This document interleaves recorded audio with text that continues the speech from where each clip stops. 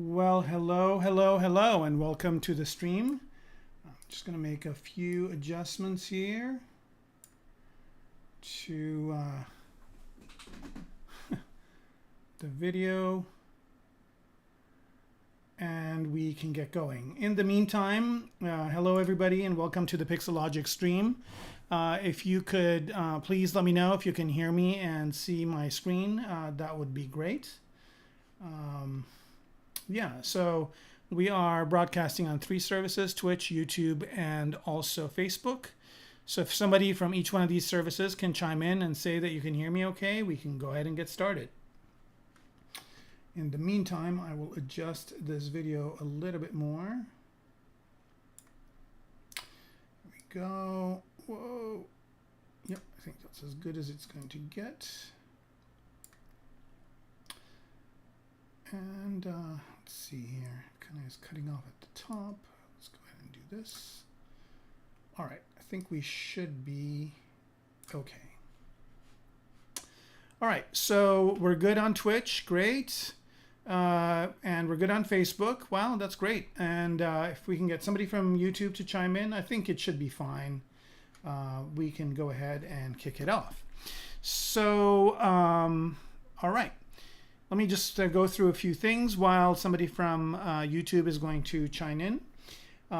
If, you know, just the regular like and subscribe, I don't think I need to go over what that is. If you like, if you subscribe, if you want to watch more of this stuff, subscribe. If you want to leave a comment, we welcome it. And also, if you want to ask a question, you can leave it in the comments and somebody from Pixologic will respond to your questions. So, and of course, you can ask questions live while I'm doing the stream. And if something comes up and you're watching the stream after, you can always leave a question in the comments about anything you see here, and we will try and get back to you. All right, so anybody from YouTube here, if you're watching this on YouTube, if you could let us know if you can hear me and you can see me okay, we can go ahead and get started. All right, so we are, today is the 12th episode of season 4, and so today we're going to end working on this mech. At least on this stream, I'm contemplating whether or not I am going to be streaming on my own, taking this into maybe Unreal or some other engines or whatever, but I will not be doing it on the Pixologic stream, and I haven't decided if I'm going to do that or not. Also, I should let you know that I'll be taking a little bit of a break over the summer, so I will be back in September to start on something new. And I haven't really decided what I'm going to do, but maybe it'll be a character. Maybe I'll do a little bit of organic sculpting since I've only been doing hard surface for the past four seasons. So anybody from YouTube can hear me or see me, chime in. We've got a few people on, so yeah, don't be shy. Let's see here. I'll give it a few more minutes. And then we can get going. So Jose is joining in from Brazil. Hello. Glad to have you with us. And I guess while we are waiting for somebody from YouTube, I will just go through a couple of things here. If you want to see my work, you can always go to Kermaco, KERMACO.com. And you can see my portfolio. Obviously, I do a lot of mechs, and I do characters and vehicles and creatures, do some abstract work, and you can see some of my photography. This website is a little bit old. I'm working on the new one. Should be up on ArtStation soon. My ArtStation page you can get to from here. You can also get to my Gumroad from here. We'll talk about that maybe during the stream. Okay, good. So YouTube is just chimed in. For my latest work, the best thing to do is to connect to my Instagram. My Instagram has all of my latest works. And you can see I've got a few renders of this mech that we're working on here. So I've got the progress of the guns, for example, starting out here in very low res and then kind of getting it up to high res with all the details, with all the folding radars and everything like that.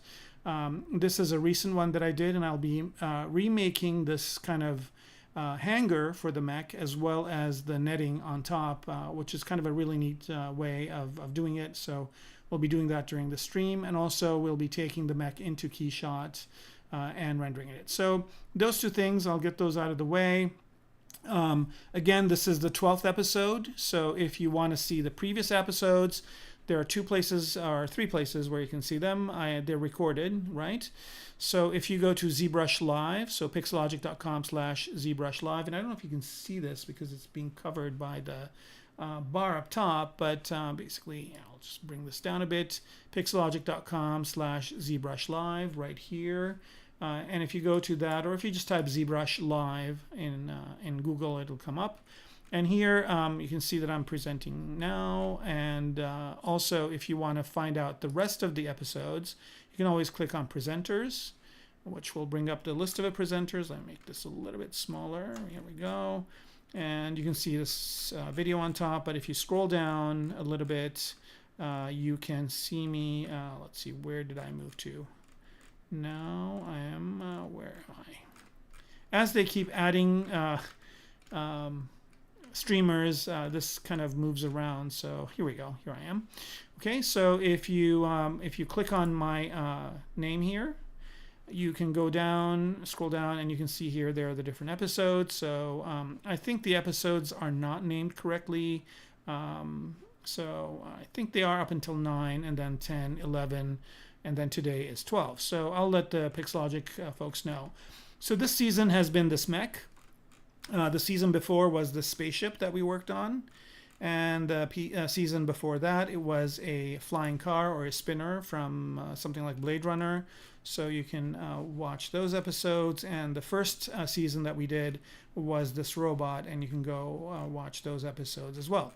So again, that's on ZBrush Live, and you can find those there. Another place you can also go is you can go to the Pixologic channel on YouTube, and you can always go in here and find me. So let's see, where am I? Here I am. So this was the last episode.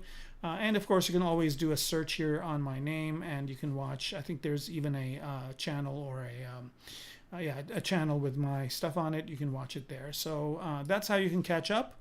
Hopefully, while I am off during the summer, you can catch up on some of these if you haven't watched them. Okay, so cool. Looks like we got quite a few people joining in, and let's go ahead and get started. So one of the things, I've done a couple of things off camera. One of them is I modeled these gas canisters, and I think I have them in builders, but maybe not. I'll just zoom in on one of them. And you can see here on the hull, there are these gas canisters right here. And these are for, when a mech or a tank or something like that, or an armored vehicle needs to hide. What they do is these contain little canisters of gas that shoot out, and then basically it covers the escape or the attack of the mech. So I made a bunch of them. I put some in the back over here. I put some in the front, and I put some on the bottom. So again, it's a pretty easy thing to model. Just use ZModeler, and I can't zoom in on them because something else. Well, actually, I can. I'll just go to this one here. Why not just do that? So this is the same exact mech. However, it's got everything kind of broken out. And let's see here. Here they are. I'll just zoom in on these ones right here. There we go. So these are the gas canisters. Again, I just modeled them using ZModeler.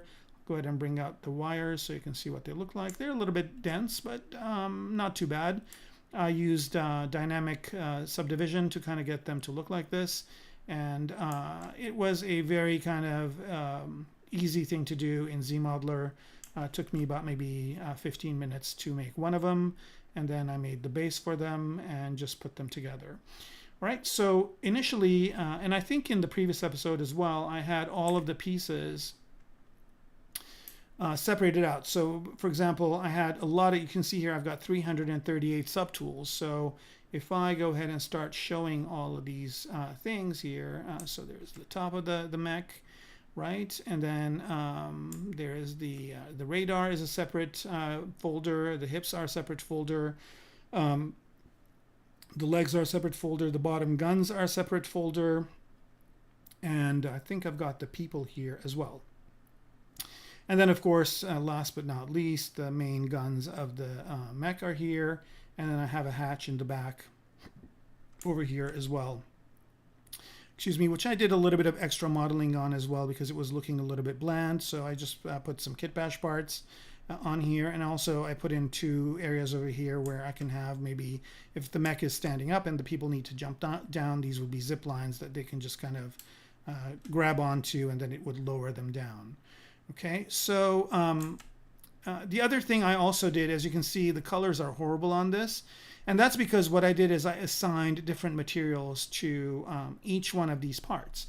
So the reason why I assign different materials is because when I go into Keyshot, I can just drag and drop the materials even if these are combined, which is what I did in this other part. So here you can see this mech is 338 subtools, but I've been able to combine them to actually it's less than 15, right?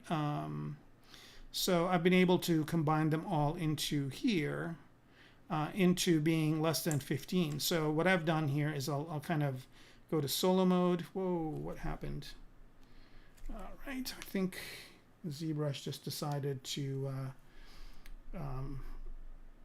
quit, which is fine. I've had that session up for days, so which is a good thing because we're going to be seeing what it's going to look like in Keyshot in a minute. So let's just go ahead and launch ZBrush and bring the mech up again. Shouldn't be a big deal. It should load up right away, as a matter of fact. So yeah, how's everybody doing? Oh, here we go. There it is. Okay. And let's see if it loads it up. No, that's fine. I think it should have it in quick save, and it does. And here it is. Actually, I'm just going to go ahead and open it. I don't want to save the changes for this. Thank you very much. And let's move this to PixoStream. That ZBrush, this one, open. So notice here I've called it Octavian starting out, but it's actually the name of it is going to be the Viper mech. And the reason why that is because the mech itself, the head of it looks like the head of a Viper. So that worked out pretty well, nicely. And Viper is a little bit more menacing sounding than Octavian. So we're going to go with that naming convention. All right. So let's see here. Looks like a bunch of more people are coming in. Hello, hello. And as you can see, it's a little bit of a big file. And the reason is because I've got, 2 of the mech in there. One of them separated out into the 300 pieces, and the other one just the 13 pieces. So, and when this loads out, there's a few parts that I can just get rid of, and that will free up the memory so that if we have another issue, it doesn't take this long to load. I did offload some of the stuff that were in the file, and I did do some cleanup, but we will get back to it in a minute here. All right, so we're almost there with the load.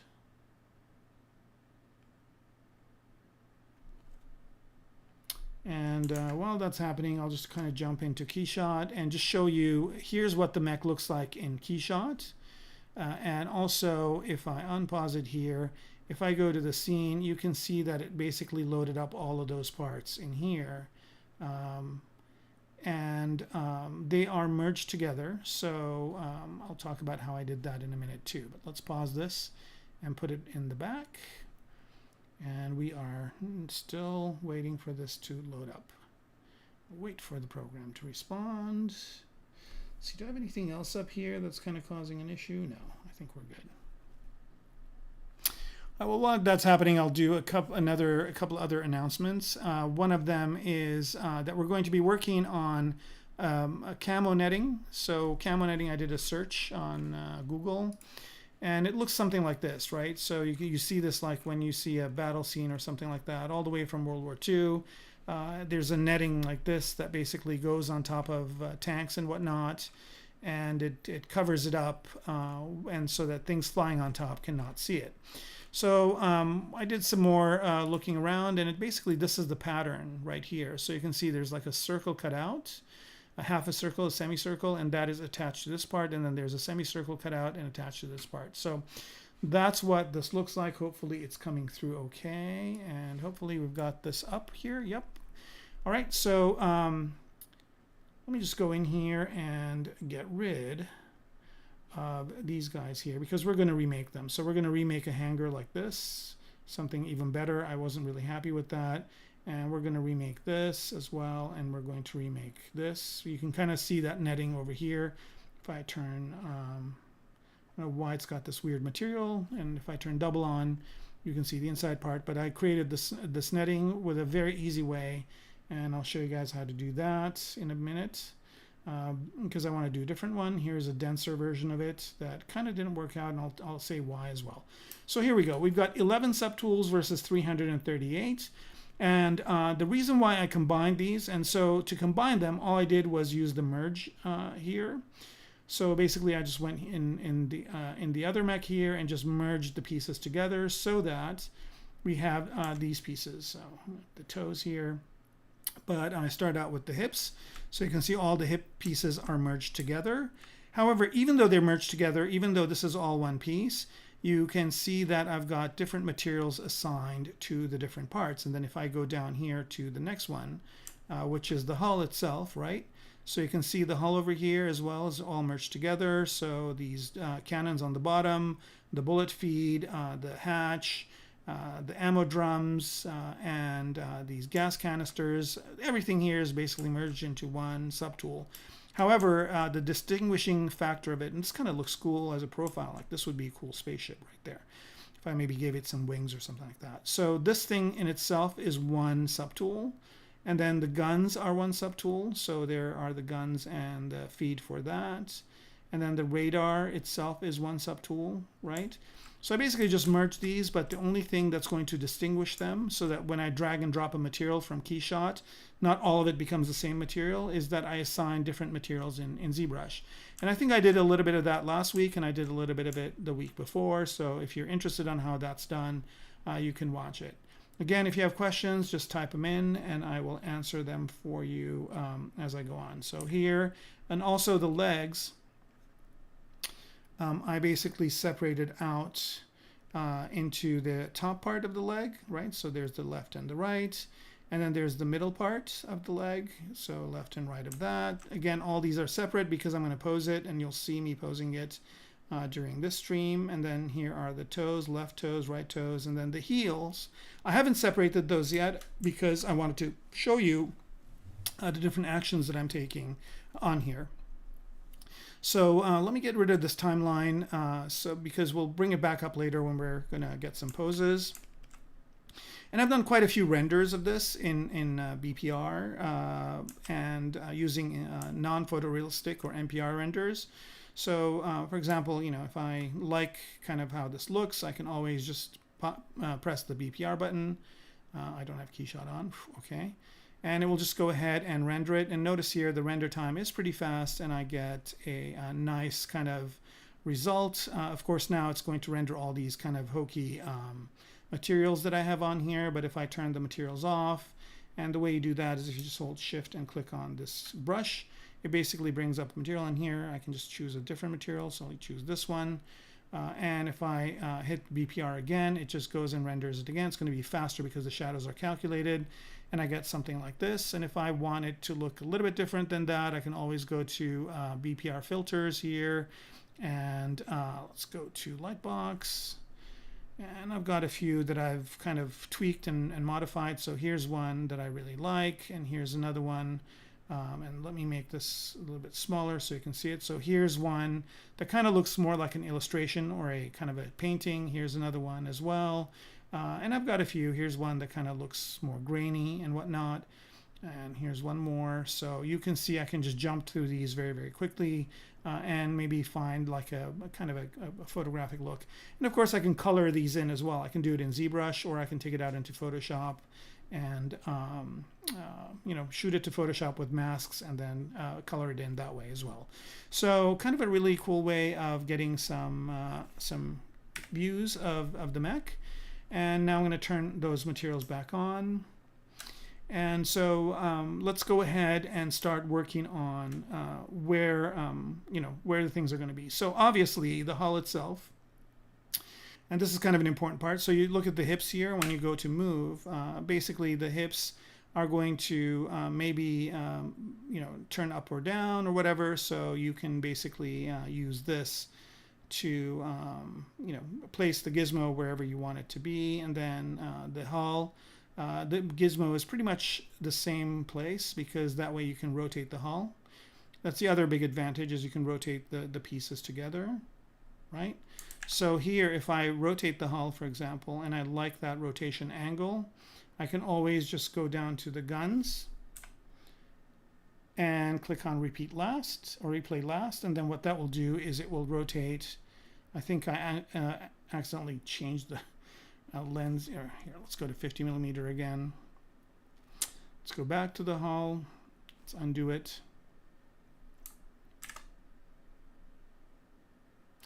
Right, I can just go down and say replay last, and then that will rotate the guns as well.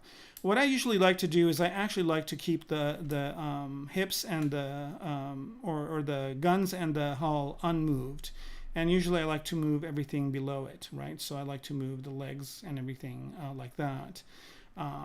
So now what we're going to do is, so just moving on down here, I move to this leg, and if I press W, you notice that the gizmo is over here, so I can rotate the leg up or down or whatever, and then I go down to the lower leg, and there's a gizmo for it there, and of course I can mask, and I'll show you how I do that as well.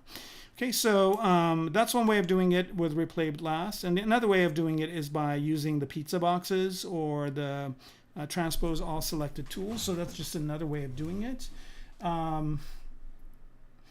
And I kind of like that way of doing it more than I like the one I talked about earlier. So let me adjust something real quick here. Whoa, too much. All right, here we go. All right, so we'll go ahead and take a look at that as well. All right, so for the posing, what I'm going to do is I'm going to turn off all the materials because it kind of looks better with it looks a lot better. The Mech looks a lot better like this, and also maybe choose a bit of a lighter color, and let's go ahead and start posing the Mech. Oh no, before I do that, one more thing. I need to actually go ahead and create the pivots for the heel. So the heel right now is just one subtool, right? And what I want to do is I want to divide this up into two, and I also want to place the gizmo there. Now, there's something that I kind of ran into a bit of a problem, but hopefully I can figure out how to do that. So the first thing I'm going to do here is I'm going to delete by symmetry, and I think the delete by symmetry is somewhere in the menus. I don't know where it is, but it's in there somewhere. So what I'm going to do here is I'm just going to go in and delete by symmetry, which basically is going to get rid of half of it. Another way of doing that same exact thing is if I select just this one and say delete hidden. So instead of doing those two steps, I just do delete by symmetry, which is, I want to say it's probably under geometry here. Let's see if it's in here. And is it here? I don't know. It's probably modify topology, delete by symmetry. Yep, there it is. Okay, so I basically have that in my UI because I use it a lot. So there is that. And then the other thing I'm going to do now is I'm going to add a cylinder, and that cylinder is going to be very important because that's going to be the cylinder that it's going to rotate on. So I'm just going to go to here and insert a polymesh 3D. So this is a little macro that I wrote. Basically what it does is just inserts a polymesh 3D down here, and then also loads my primitives brush, right? And this primitive brush is something that you can download for free from my Gumroad. So let me just show you real quick on where to get that.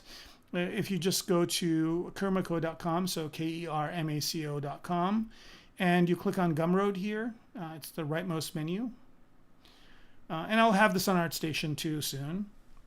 You notice that there's two of them. One of them has 36 different primitives, and one of them has 17. And the 17, I mean, basically, Most of the ones you need are going to be in the 17 primitives. So I've made that available for free. And then if you want to get the other pieces as well, for whatever reason, I charge a nominal fee for that. Also, if you like my UI colors, you can download those as well, and that's free as well. Okay, so again, just go to my website, click on Gumroad, and you can get those parts. And I'll be coming out with new brushes soon too. That's part of my project for the summer, is to make the brushes and the tutorials I've been talking about. So I'll have a chance to do those. So if you download those free packs, it basically puts you on a mailing list. And when I come up with something new, I'll just send you guys an email if you guys want to get those things as well. And if you want to opt out, you can always opt out as well. Okay, so now we have this star here, and what we're going to do is we're going to choose from our primitives a cylinder, and we don't need it to be a sophisticated cylinder. This one will do just fine. Okay, there it is. And what I want to do is place my gizmo here in the middle, and I'm on solo. I'm just going to bring that up. Okay, so now I want to merge these two together, but before I do that, what I want to do is I want to resize my cylinder.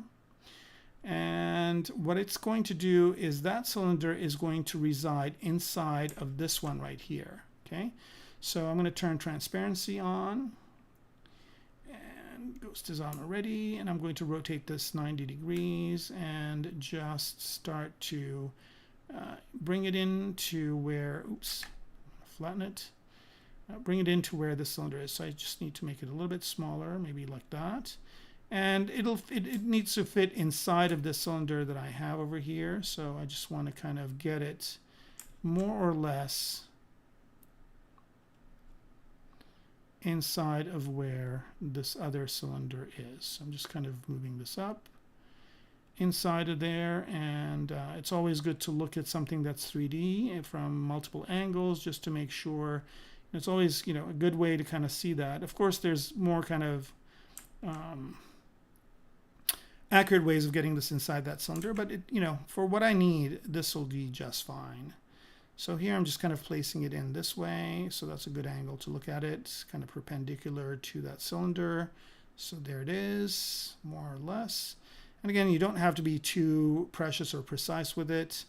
You can make it a little bit longer if you want. And now what I want to do is merge these two together. But before I do that, what I'm going to do is I'm going to mask this guy. Oops. And you're going to see in a few minutes why the cylinder is important. Okay, so this is masked now, and I'm just going to merge it down. Okay, so now that cylinder and that, if I solo this out, you can see that that cylinder and that piece are now together. And now if I actually want to go back and place my gizmo inside of that cylinder, notice now my gizmo is like out here somewhere. What I can do, and for that I'm going to turn polyframe on. I'm just going to alt-click on this point right here. And if I want it to actually be perpendicular, that's even a cooler thing. You just click on that point, and then you just go to one of these sides.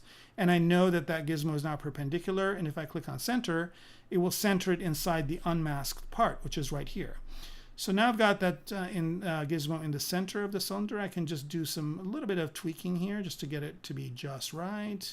Maybe move it this way. So there's that cylinder, right? So now I've got these two together. Now what I want to do is I want to mirror this to the other side. So to do that, I'm just going to go ahead and duplicate it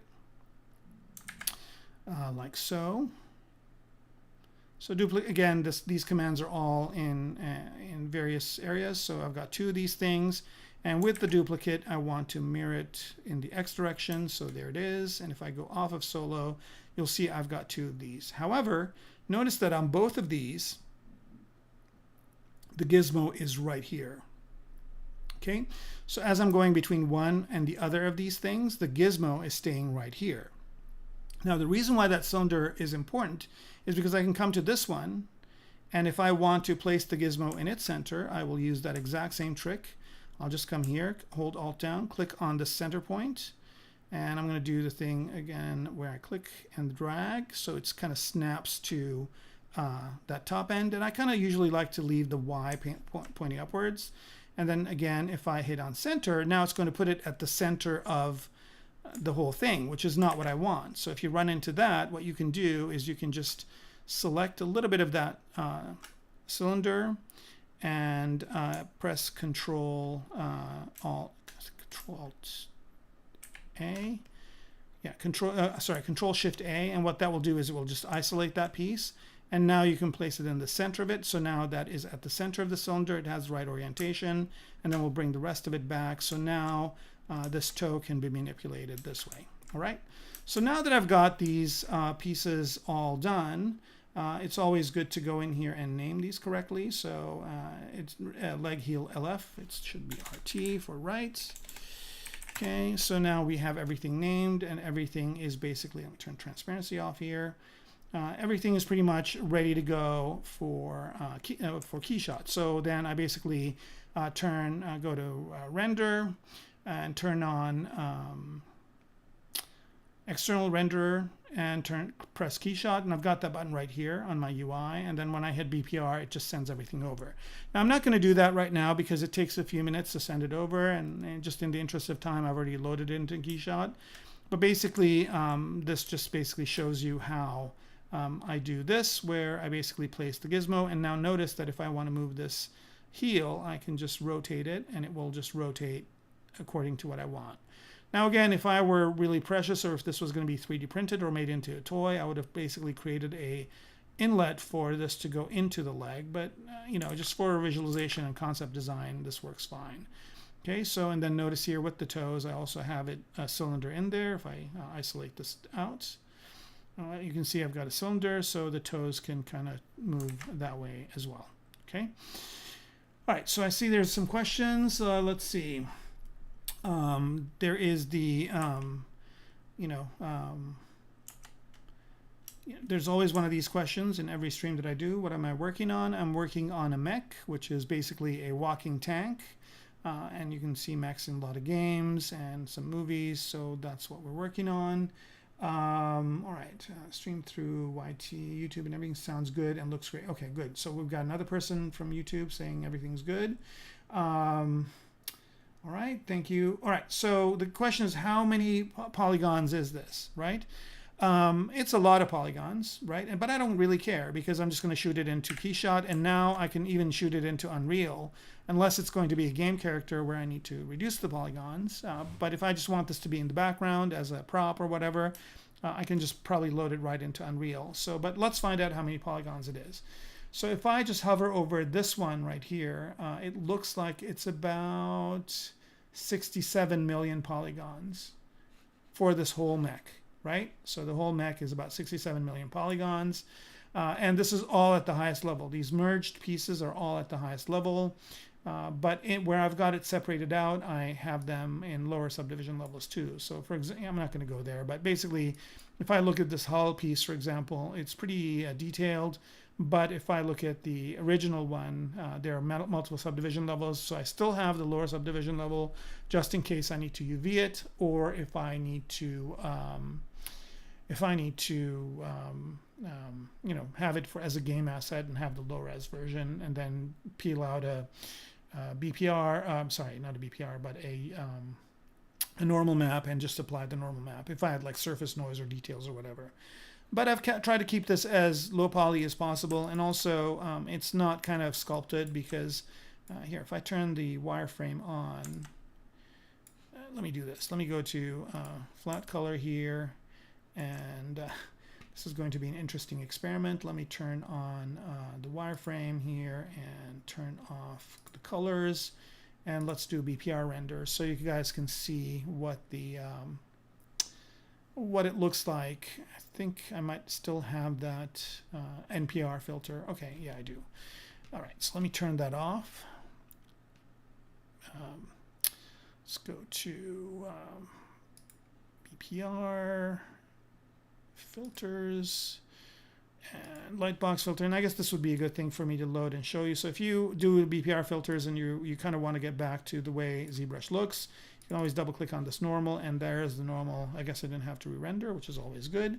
But here you can see some of the density. You can see these legs are not very dense, right? But the hull and everything is pretty dense, and that's pretty, it's kind of a, it's very noisy. But if we look at it up close,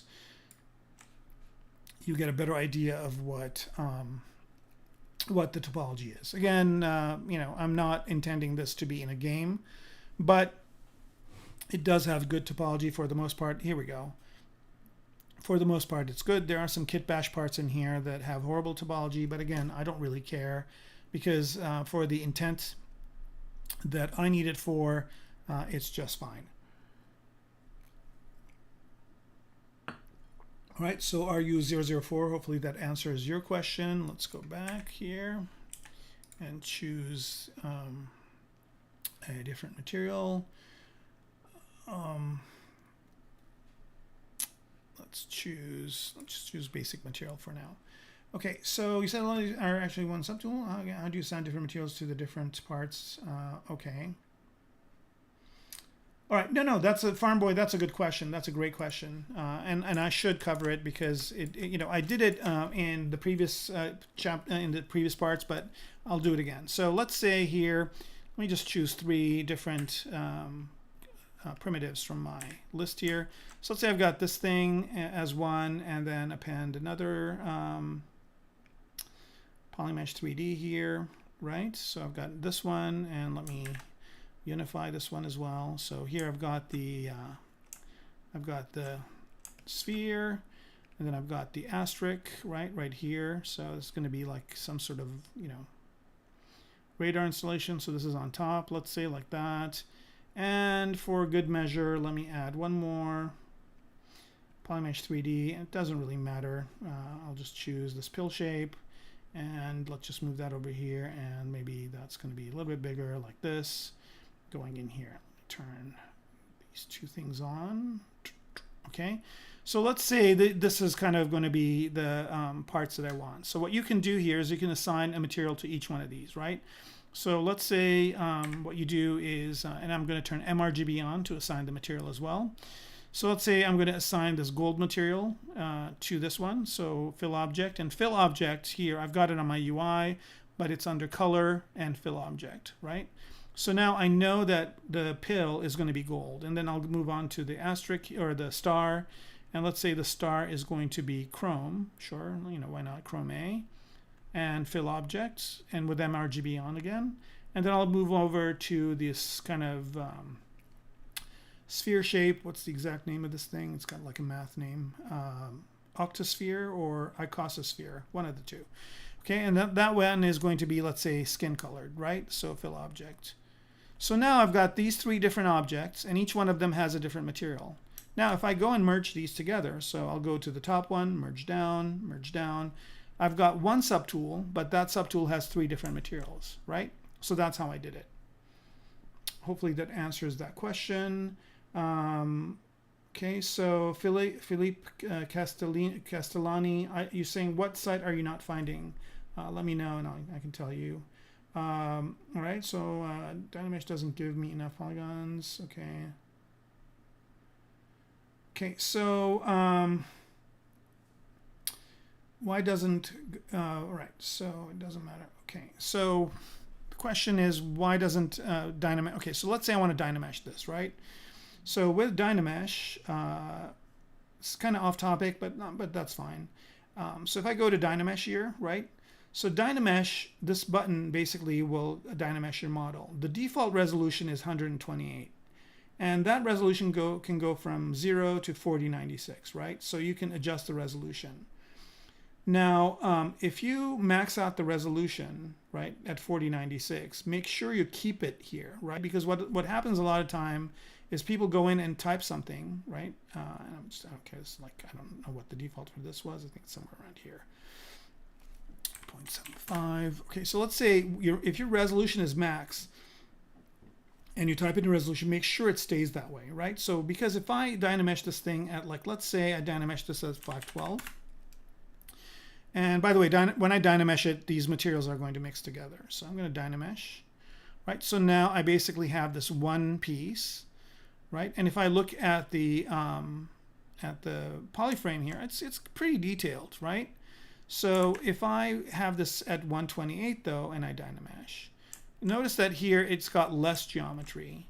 And if I have this even less, if I have this at, let's say, 32 and Dynamesh, right, I get kind of this, which is not what I want. So you know, it's always good to max it out and then Dynamesh, and that means you get the most amount of polygons. But see, now that I drag this over, right, I need to hit enter for it to make sure that that actually is what's going to Dynamesh at. And so now if I Dynamesh, make sure your resolution stays at 4096. And you know, now look at how dense that is, right? So it gives you that density. Now, if you're doing that and you still don't have enough resolution, okay, if you still don't have enough resolution, and if you know at 4096, then what I would recommend is breaking your model into different parts and Dynameshing each one separately. So if you have a full-on human being with, you know, all the accessories and everything as one subtool, and you basically, you know, are doing like a, you know, Rick Baker or a kind of sculpt, or, you know, one of those guys that basically starts from a sphere and then has like a whole diorama in one subtool. If you're doing that kind of stuff, you might want to just break up your model into separate pieces, and then you can get more resolution. Okay, so all right, so hopefully Julian Ortiz, that answers your question. All right, is it easier to get a job if you have hard service to get? Adam, you know, that's kind of a really, you know, I don't know. I think, you know, you get a job doing, you know, I mean, if you're a hard surface guy, then people will hire you for that. If you're an organic guy, they'll hire you for that. I know that when I tell people I do hard surface in ZBrush, they kind of look at me funny because, you know, people learn something, especially people that are not technical or technical artists, people that hire me. Sometimes soups know what they're talking about, but a lot of times soups and people in the industry, you know, are living yesterday's news. They are not up to speed on what's going on until like some superstar person comes in and goes, guess what? I'm doing hard surface in ZBrush. You know, it's somebody who's known or, you know, has done 50 games or 50 movies or whatever. And if that guy says they're using ZBrush, then all of a sudden these guys' opinion change. But if, you know, somebody like me or, you know, somebody who's not as kind of as popular as an artist goes and tells them I'm using ZBrush for hard surface, I'll have to actually prove it to them. I'll have to show them my hard surface stuff for them to go, oh, okay, you know, yeah, you can do it in ZBrush. I just did a job before this pandemic hit for Toyota, for a Toyota ad, and the people there did not know about ZBrush, and I was getting stuff done really, really fast and blowing their minds compared to what they'd been doing before. So luckily they trusted me and let me do it, and they got the results. I was able to finish up my work a lot faster, and they kept adding more and more work to my plate because they knew I could get it done faster. Okay. All right. So Farm Boy's got another question. Curious if you wanted to. Here, I'm going to delete this thing because we've answered the question. We don't need to have this modern art. I'm going to NFT this thing right here. Okay. All right. So let's go ahead and delete this. Gone. All right. Let's go back to our mech. All right, wow, skin colored mech, how about that? Right, just go to basic material 2. And I think you got another question here. Okay, so if I want to texture it in Cinema 4D or Blender, okay, yes, I would have them as separate. I would, if I'm going to texture them separately, I would have them in a separate, but it doesn't really matter. You could have them all together as well. Okay, so that's a good question, Farm Boy. And if you're interested on how I do texturing of a mech, I actually have a really kind of comprehensive tutorial on creating a mech from scratch and texturing and everything on the Gnomon workshop. And I think you can get a trial and look at it. But basically, if you just go to Browse by Instructor and go to the Ks, there I am. Right, and I've done 2 videos for them, and I've got this one right here, which is basically designing this mech. And I basically take this mech and move it into. So I basically start out in VR in medium, and just make some sketches in VR, and then I go into ZBrush and model it and UV it, and then I go into, I think this is in Keyshot. When I'm doing the final render, here it is, I'm modeling it in ZBrush.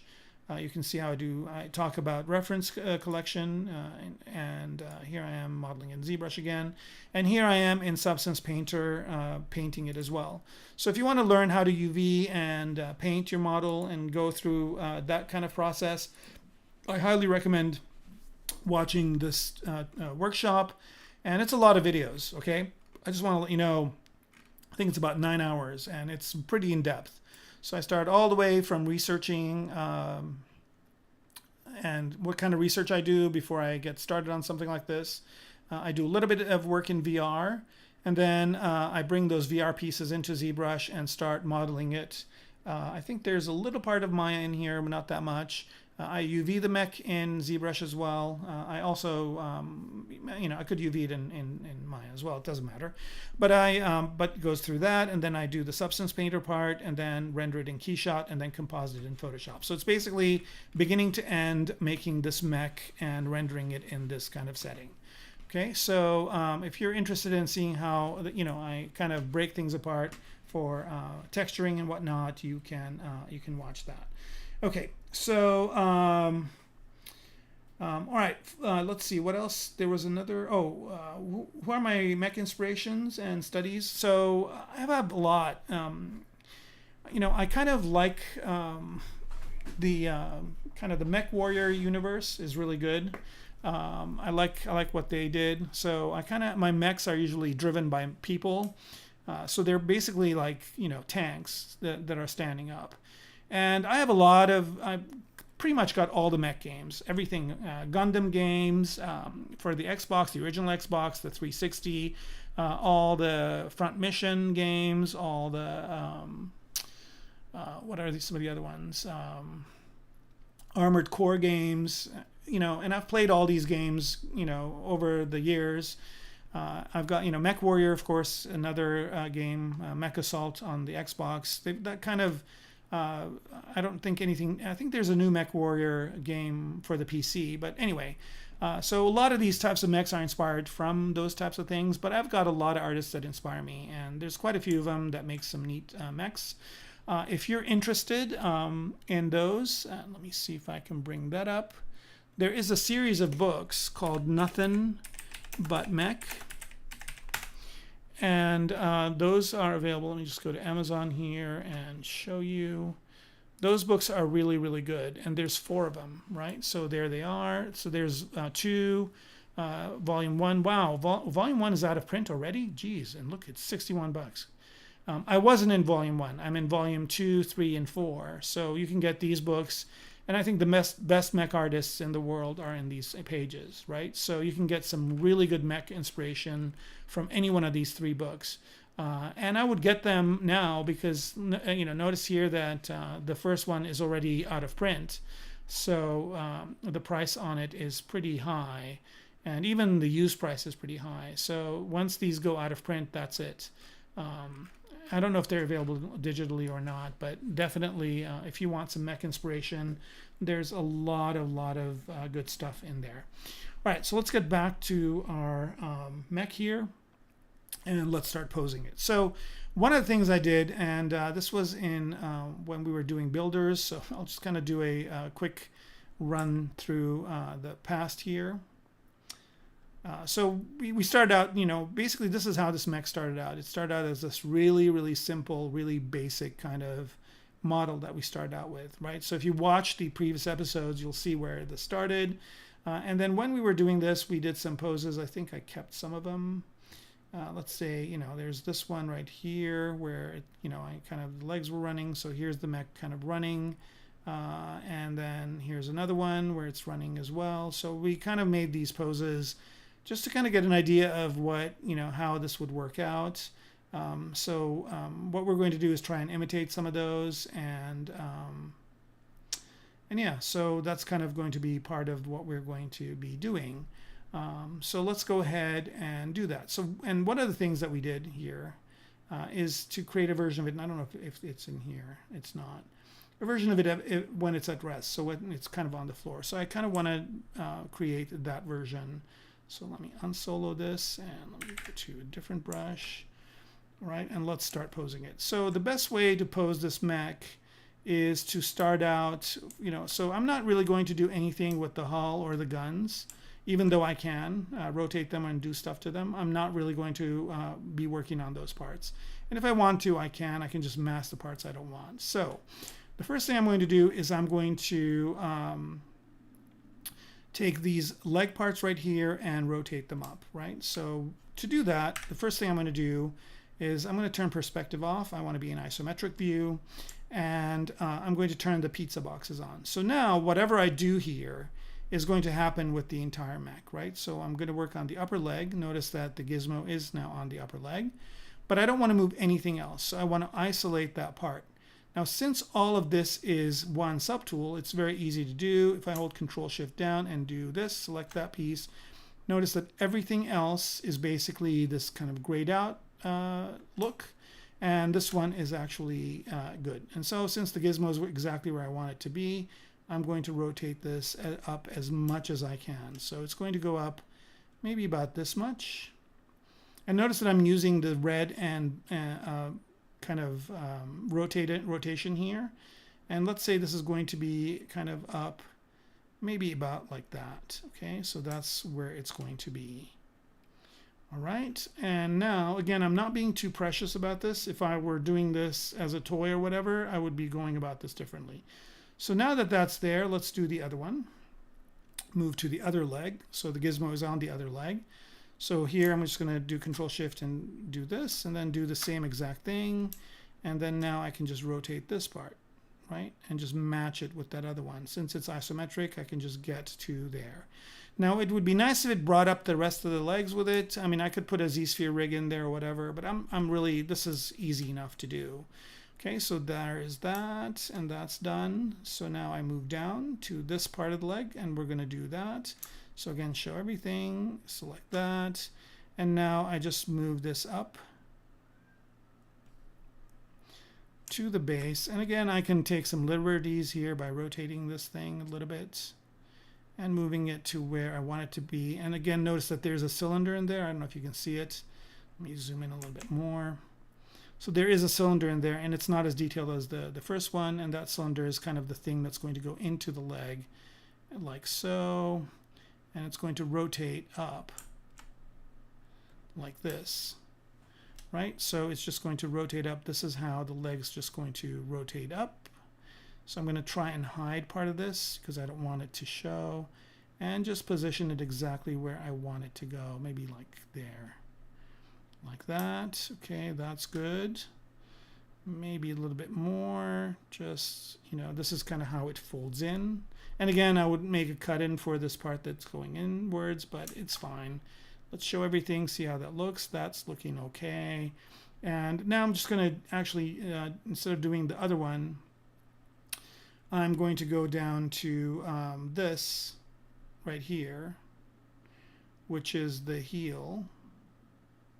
Right? And notice that the gizmo, for some reason, is not there. But if I select that piece only, again, the gizmo is not where I want it to be. But since I have that cylinder, it's very easy for me to put the gizmo exactly where I need it to be. So I'm just going to solo this out for now. Place my gizmo where I want it to go. Alt. And let me just do this again. Click and drag, with Y being up. Okay, and then I'm just going to move it in. It doesn't matter where it is in the cylinder. I mean, it could be off here too. It's going to do the same rotation, right? And I'm just going to go off of polyframe here and bring everybody back. And then this rotates forward like this. Okay, when the mech is kind of at rest. And I think I might have rotated the whole thing a lot more than I wanted to, but that's okay. And then I'll go to the toes for this. Let's just do one leg first, and then I'll kind of show you a nifty trick for the other leg if it's going to be the same, because sometimes the legs are doing the different thing, and sometimes they're doing the same thing. So now I'm just going to select this part and deselect this one. So the way I'm deselecting, by the way, is Control Shift, so, drag, and then if I hold the Alt key, it will deselect it. And I'm just going to bring this part up to here. rotate it and place it over here. Again, there's a cylinder for there too. I just need to match it up with the cylinder right here, more or less. Just kind of get it to where I want it to be. Okay, and now I can just go over here and just say this is kind of going to be the mech at rest right there. Okay, so since the legs are the same on both sides, I don't really need to match all these on both sides. What I can do is I can basically, I can basically cheat and just copy those subtools over to the other side. So I'll show you how that's done. But before I do that, I just want to make sure, you know, because once I adjust it, I won't be able to readjust it. Oops, didn't want to do all of that. Go back. And I just want to adjust this like so a little bit, so it's exactly where it needs to be. I think we're getting there.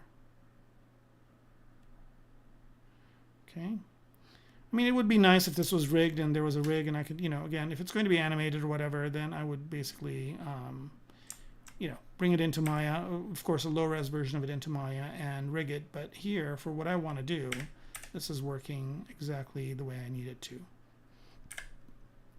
All right, so there is that. So that's all good, right? And basically what I want to do is I want the other leg to do the exact same thing. All right, so I don't know why, but the color keeps coming back.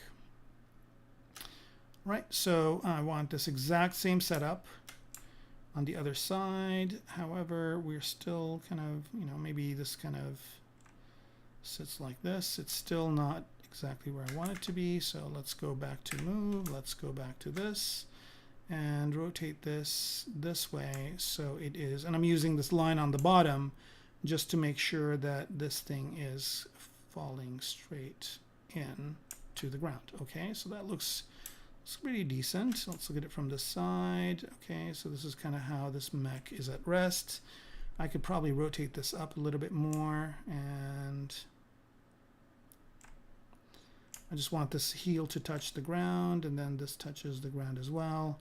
And I think this is kind of, it's, you know, this is going to be how it's going to be posed. All right, so now what I want to do is I want to do the exact same thing to the other side. So I can do whatever I did, or what I can also do, which is kind of a bit of a cheat here, is I can just go in and delete the other side. So I'm just going to go ahead and pick all the RT things. Let me just turn polyframe on so I know I'm doing the right thing. Delete that one. Always okay is fine. And then this heel is the right one. These toes, I'm going to delete those. I'm going to go to these toes. These are fine. That leg, delete that one.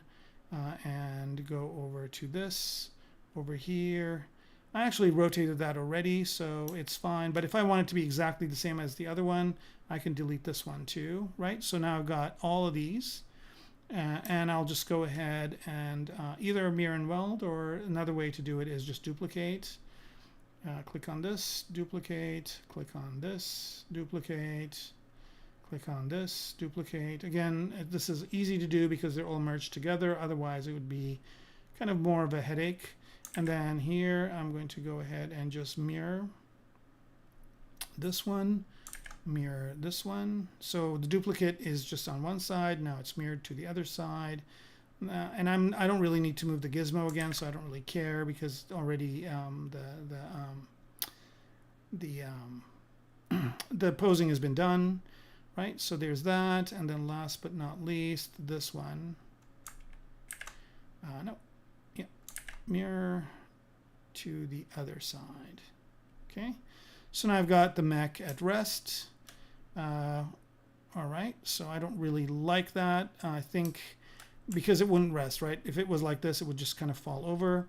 So I think for that, what I'm going to do is I'm just going to go in here and do this.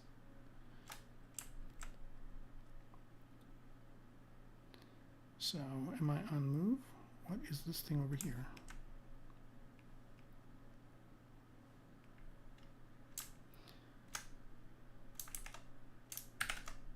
Oh, yeah, okay. So what I'm going to do here is I'm just going to select, let's go ahead and go to move here.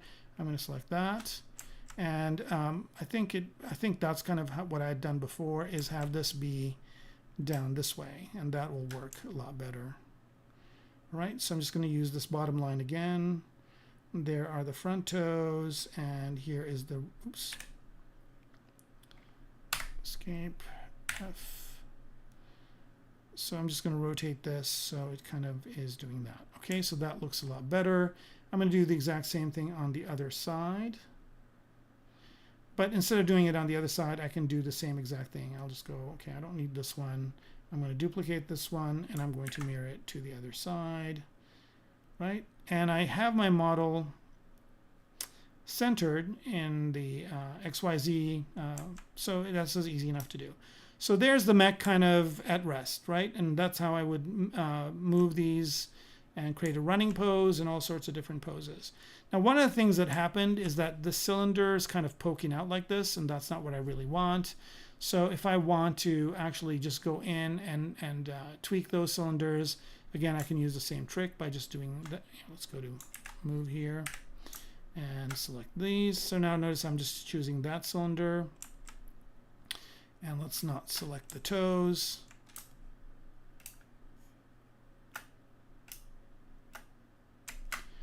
Right, and now I can just move that cylinder by itself to where I want it to go. Right, so I'm not going to bother with it right now, because actually we're just going to do the, we're going to work on the regular pose. All right, so here we go. Here's my mech, and he is sitting down doing exactly what he needs to do. Now, I don't know why the floor is still over here.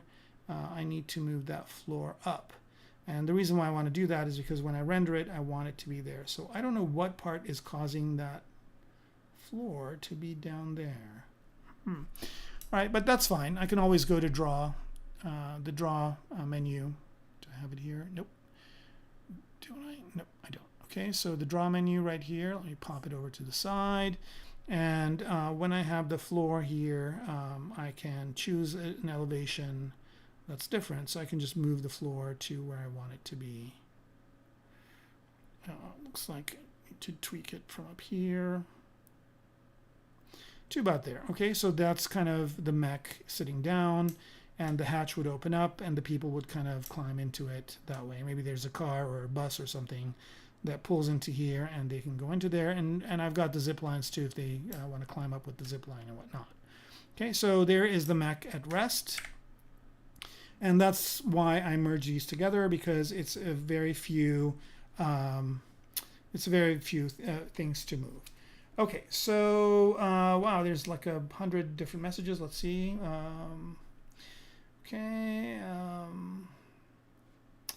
All right, and thank you, Elijah. Elijah, I guess. Elijah Odell. Yep. And okay. All right, and then Gundam game, yeah, Gundam upload, yeah. I got all the PS2 ones. There was a ton of them for the PS2. There were a few for PS3. It seems like the genre is kind of on a stagnation mode right now, but I'm sure there'll be a new version of at least Armored Core for the new generation of consoles and whatnot. Mechs of Demon X Machina were created in ZBrush. I don't know. I don't know what Demon X Machina is. Let me look that up. Well, let me just do a quick search here.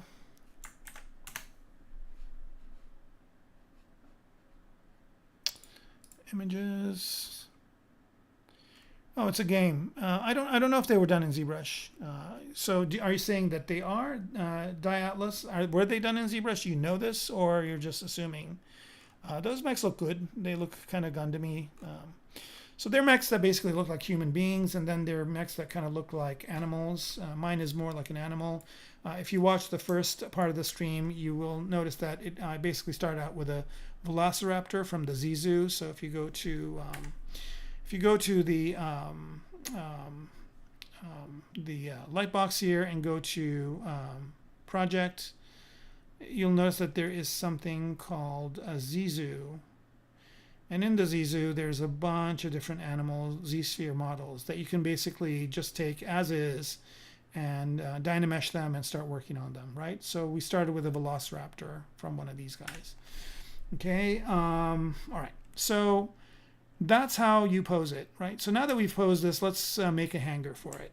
Okay, so to make a hanger, what I'm going to do is I'm going to hide some of these parts just so it gets less clunky. I'm going to hide some of these, and I'm just going to keep the hull and the guns and the radar, because whatever I make is going to have to fit into that area. I don't even need the hips, right? So, and I don't need that leg, right? So I basically need the hull basically to cover this part. So let's say the mech kind of goes into some sort of a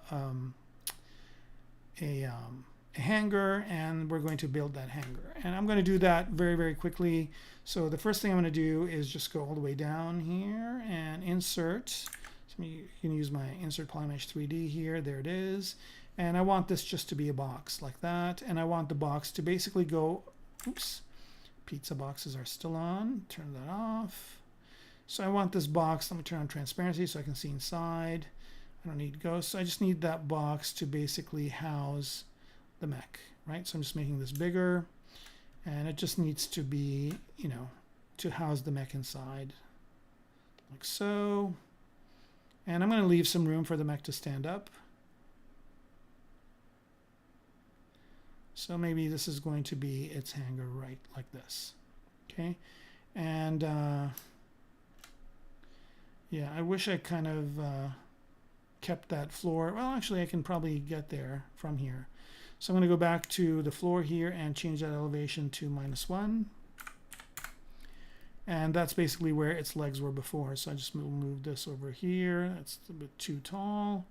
And I'm just going to create a kind of a really simplistic box that this mech goes into, like that. Okay. All right. So now that I have this, I can, I'm not going to change the elevation for now. I'm just going to keep it as that, because later on I could move this up. Actually, no, I do need to change it. So I'm just going to bring these feet up, and I'm going to change the elevation of the floor back to about there.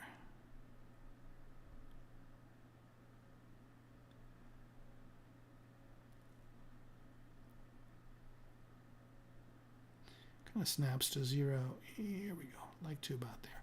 Okay, so now I just want to move the hanger so it is up on the floor. I guess I'll leave the feet over here for now. They're not too heavy. And now I basically have what I need as far as kind of the hanger itself. Maybe leave it a little bit wide because this mech's going to climb in and out of it. The other thing I also want to do here is, so the floor is snapping to, why is it snapping to that? I want it to stay, yeah, no, it's where it's supposed to be. Just about there. Maybe a little bit lower. This is me art directing. A little bit lower, a little bit higher. All right, so there it is. And then this kind of intersects the ground a little bit, and this is going to be the hanger. So it's just basically starting out with this basic shape. And then I want to make this a little bit more interesting looking. So here I'm just going to turn transparency off. As a matter of fact, I can turn solo on for now. And I want to have and turn perspective on, because looking at a box in non-perspective mode is a little bit wonky. And so what I want to do here is just turn on polyframe also. And you can see here I've got this box. I'm going to change everything to one polygroup, put this in the center. And what I want to do is start kind of adding some loops to this. How are we doing on time? I think I might go a little bit over today if I need to. All right, so there it is. I'm going to turn on symmetry. And just to put that middle line in here, I'm just going to say mirror and weld. So that basically gives me that center line. And now I'm just going to go to ZModeler and insert an edge loop. And I'm going to put one this way like that. And put another one this way like that. Okay, and then I'm going to use slide to slide this up and down to get something like this. I think that kind of looked better. Let's go ahead and bring the mech back up. Okay, that's good. And if the mech was standing up, I think the guns would be safe. Maybe not that much in, maybe to about there. That's good. So that's kind of a nice thing. Since this is going to be open on both sides, I'm just going to go in here and say delete flat island. Okay, so that's going to delete this front part. I don't need this back part either, because the mech's going to go in and out of this. And for good measure, let's turn double on so we can see the inside. And I don't need the bottom, right? So this is going to be kind of the basics of that hanger. Now I don't really need to worry about thickness, but I'm going to duplicate this like that. I'm just going to make a copy of it, and I'm going to make it shrink it down to about there. And I'm going to use this later on, so I'm just going to leave it here for now. And go back to this part right here. And what I want to do is I want to basically create separations. So let me turn perspective off again. And here with insert for the edge loop, I'm going to do multiple edge loops, and I'm going to leave it on interactive. So here I'm just going to choose how many divisions I want this way. I don't want too many. I think that's about good right there, right? And then I can do the exact same thing this way for horizontal. And let's say I do, maybe that's good for that. Okay, and the top part looks okay. Maybe I'll do one more here. Like that. Okay, so that looks good. I'm going to make everything one poly group. Maybe not that color. I'm going to go to a different material too. I'm going to go to just choose. See what Z mode. Oh no, that's not that. How about skin shade 4? There we go. Okay, so I've got this set up now. And what I want to do here is I'm just going to work on half of this. So I'm going to do that delete by symmetry again. So that part is gone. And I'm going to be working on this part. Now with kind of things like this, usually they have like these bars going on it. So what I'm going to do is I'm going to use this new feature in ZBrush 2021 called Slice Mesh, which is so cool, right? And I'm going to turn symmetry off because I don't have something on the other side. And then I basically click that. Here we go. Oh, okay. I need to do Slice Mesh on this too. For edges, I'm not going to do anything, and for faces, I'm not going to do anything. So I'm going to go ahead and do nothing for faces, and I just want to leave it for vertices. So there's that, right? So, and then come here, do that, come here, do that, come here, and do that, right? So this is basically kind of the, and by the way, these need to be connected. So if I kind of click somewhere else, it's going to connect it up to that. That's why I'm kind of going back and forth on top of this other line. So there's that one. And now if I click here, it's going to draw, it's going to do that, which is not what I really want. Okay, so then I'm going to go ahead and hit spacebar and then start over here, do the same thing.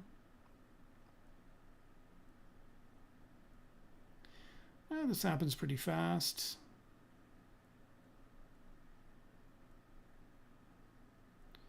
Like that. Okay, that's good. Spacebar again, and then again start over here.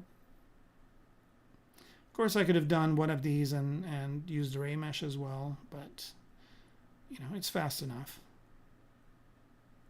There.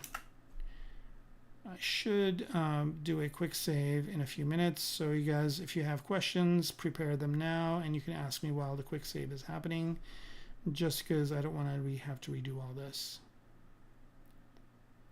Right, there's that, and then same thing here.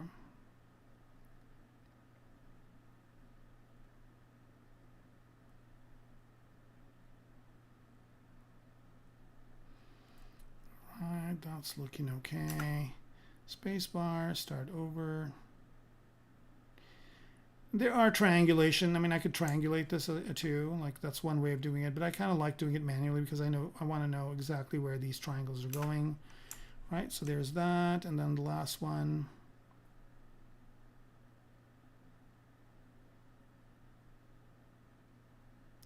Oops. Good old undo. All right, so that's that. And then I don't want these to be creased, so I'm just going to go down here into geometry and crease and uncrease all.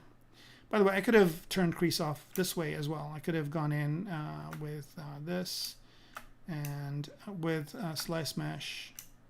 I could have said do not crease, but since I did it, I guess that's a trick to know how I uncrease all. All right, so I have this. Now I want to do another thing here, which I should have done earlier, but I think this is fine. Okay, so what I want to do now is I want to basically break this up. So to do that, I'm just going to go ahead and mirror it to the other side. So now I've got the other side as well. So I only had to do half of this. And next thing I'm going to do is I'm going to do inset. And I'm going to inset each polygon. And I'm going to inset all the polygons. And I'm just going to use the border. So here I'm just going to click. And you can see here I'm basically creating the shell right there just by doing that in one shot. Okay, there's the shell for that. And then I think this thickness is okay, right? So what I want to do now is just Q-mesh this out. I'm going to turn double off for that because I want to make sure that my Q-mesh is in the right direction. So Q-mesh, and I want to Q-mesh all the polygons, everything. So let me go here to polygon, right? Q-mesh, all polygons, and then just pull that out like that. And now that whole thing has thickness. So there, in just a few minutes, I made this whole structure, right? So there it is. And then, ooh, that's too much. That kind of looks cool, actually. Let's see, happy accident. Let's see what that would look like if I Q-meshed it even more. It's kind of interesting. We'll stick with kind of the norm. Now, the other thing I can also do is if I want this to look a little bit kind of more modern, I can always go in here and I'm going to reduce my light here. My light is just way too much. So this one is at 0.75. And what's this one at? 0.2. Let's make it 0.2. Here we go. This is better. All right, so now we've got... oh man, I panicked there for a second. I thought it was going to crash. Okay, so now we've got this, right? If I press D for dynamic subdiv, then I get that, which is kind of another nifty look, right? So this kind of looks a little bit more sci-fi, but I can go into, not Dynamesh, but dynamic subdiv, right? And I can just use one subdivision level, and that's kind of cool too. Or I can go, let's go to one and just like, let's insert a Q grid of 1.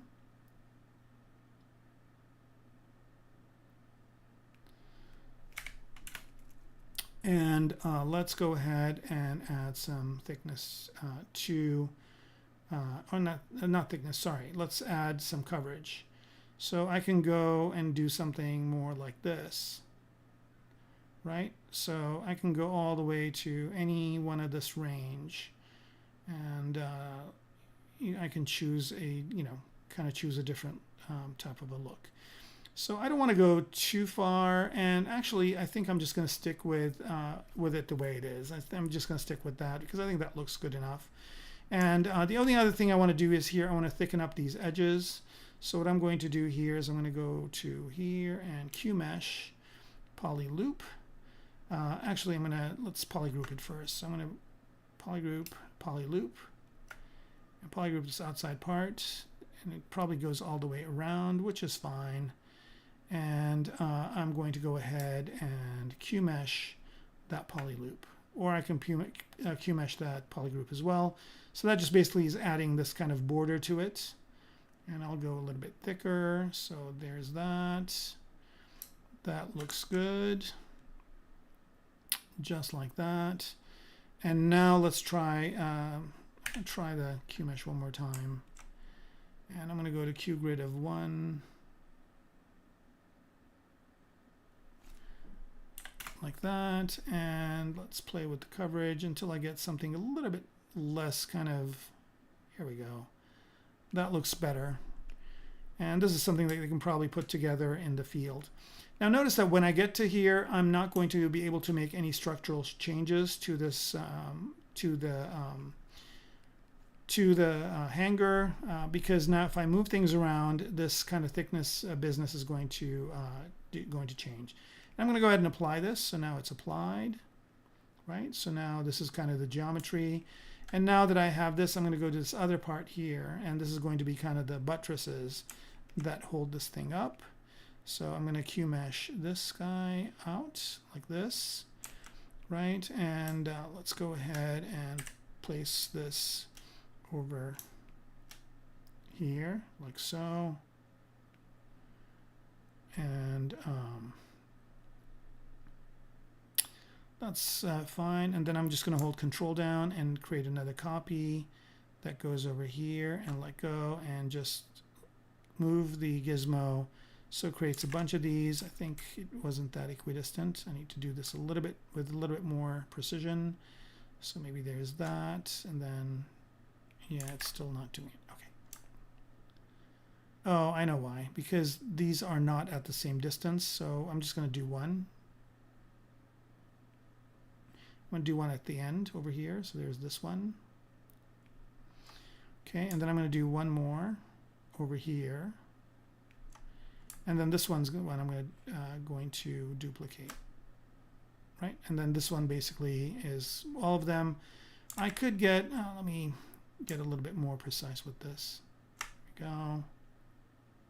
Okay. So now if I turn transparency off, you can see, and polyframe off, you can see that I've got kind of this framing on the outside. If I want to here, I can solo these guys like this. And let me turn polyframe back on. And what I can do is if I want to build a little bit of a kind of a hutch over here, I can just go in here and choose. Oh, I should let it auto save. Actually, I'm going to do that right now. I'm just going to let it do a quick save, and then I'll answer some questions and have a drink of water. Okay.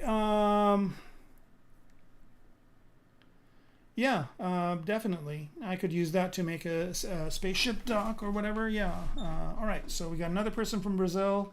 Hello. Okay. All right. Cool. So any questions? This is a good time to ask. Take a look at something real quick here.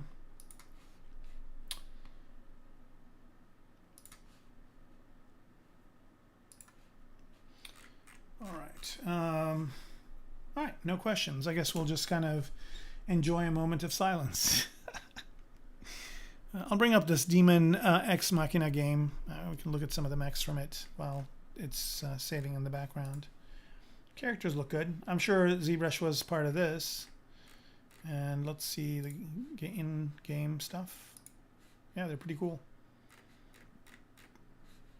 I don't think I've played this game. I should check it out. All right. So let's wait until this is done. How are we doing on time? We're doing great. Like I said, if I need to go over today, it's okay. Because I do want to render this in Keyshot afterwards. All right, so saving project file in progress. Here we go. Yeah, Front Mission 3 was fun, Alex. Yeah, Front Mission 3 was a good game. You know what's kind of funny is that I have a for the original Xbox, I have the game called what was it called? I just took it out.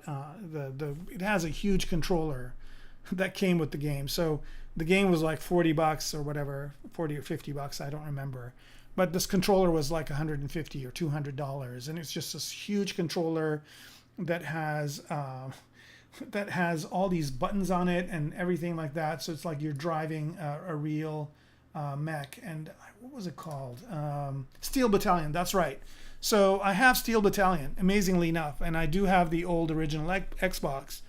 And so I hooked it up and I showed it to my son the other day, and he wasn't as impressed.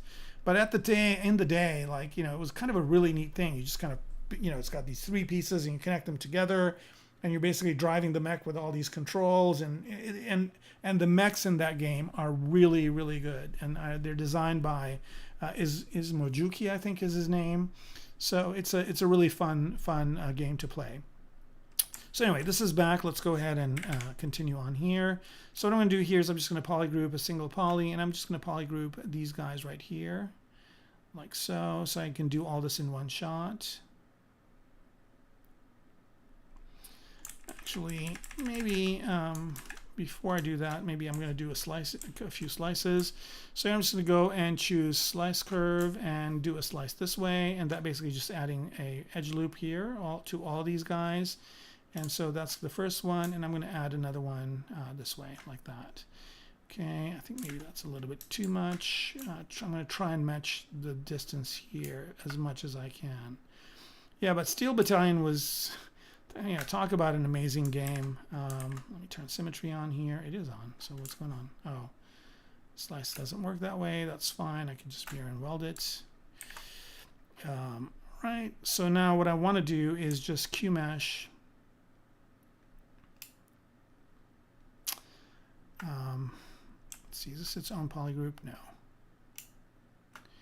I'll just polygroup these. A different polygroup. Hopefully this is, no, it's not a unique one. Just choose a different color here. How about that? Right, so I'm just gonna do these so I can just QMesh them all in one shot.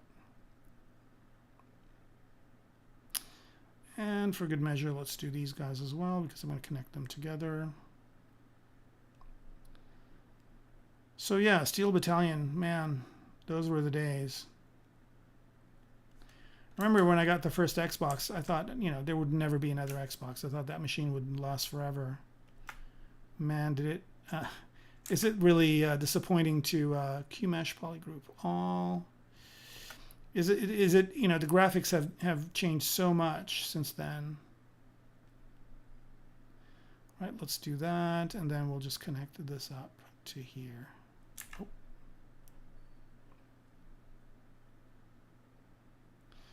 All right, and then I've got this part kind of hanging up. I don't want that. So that's cool. And then what I'll do here is just go in with clip curve and modify this to be more like this. So this basically creates all of that inside there. And again, of course, I can always do the dynamic thing with this. Let's bring up the rest of the thing, and that's kind of looking cool, but it's a little bit too curvy. So let's bring on a Q grid of 1. And let's adjust the coverage to get something not so stiff, but that's kind of a good thing for that. Okay, so that's good. So now we'll just go ahead and go to dynamic subdiv. And Q grid of, let's see if we can get away with 1. The reason why I keep my Q grid at a lower number is because I just want to keep the poly count down. So there it is, there's that. So there's basically the hanger, right? And if I want to create some inside kind of parts here, I'll just go ahead and add a couple of other, so let me go in here and again, just add a subtool. And let's choose this block.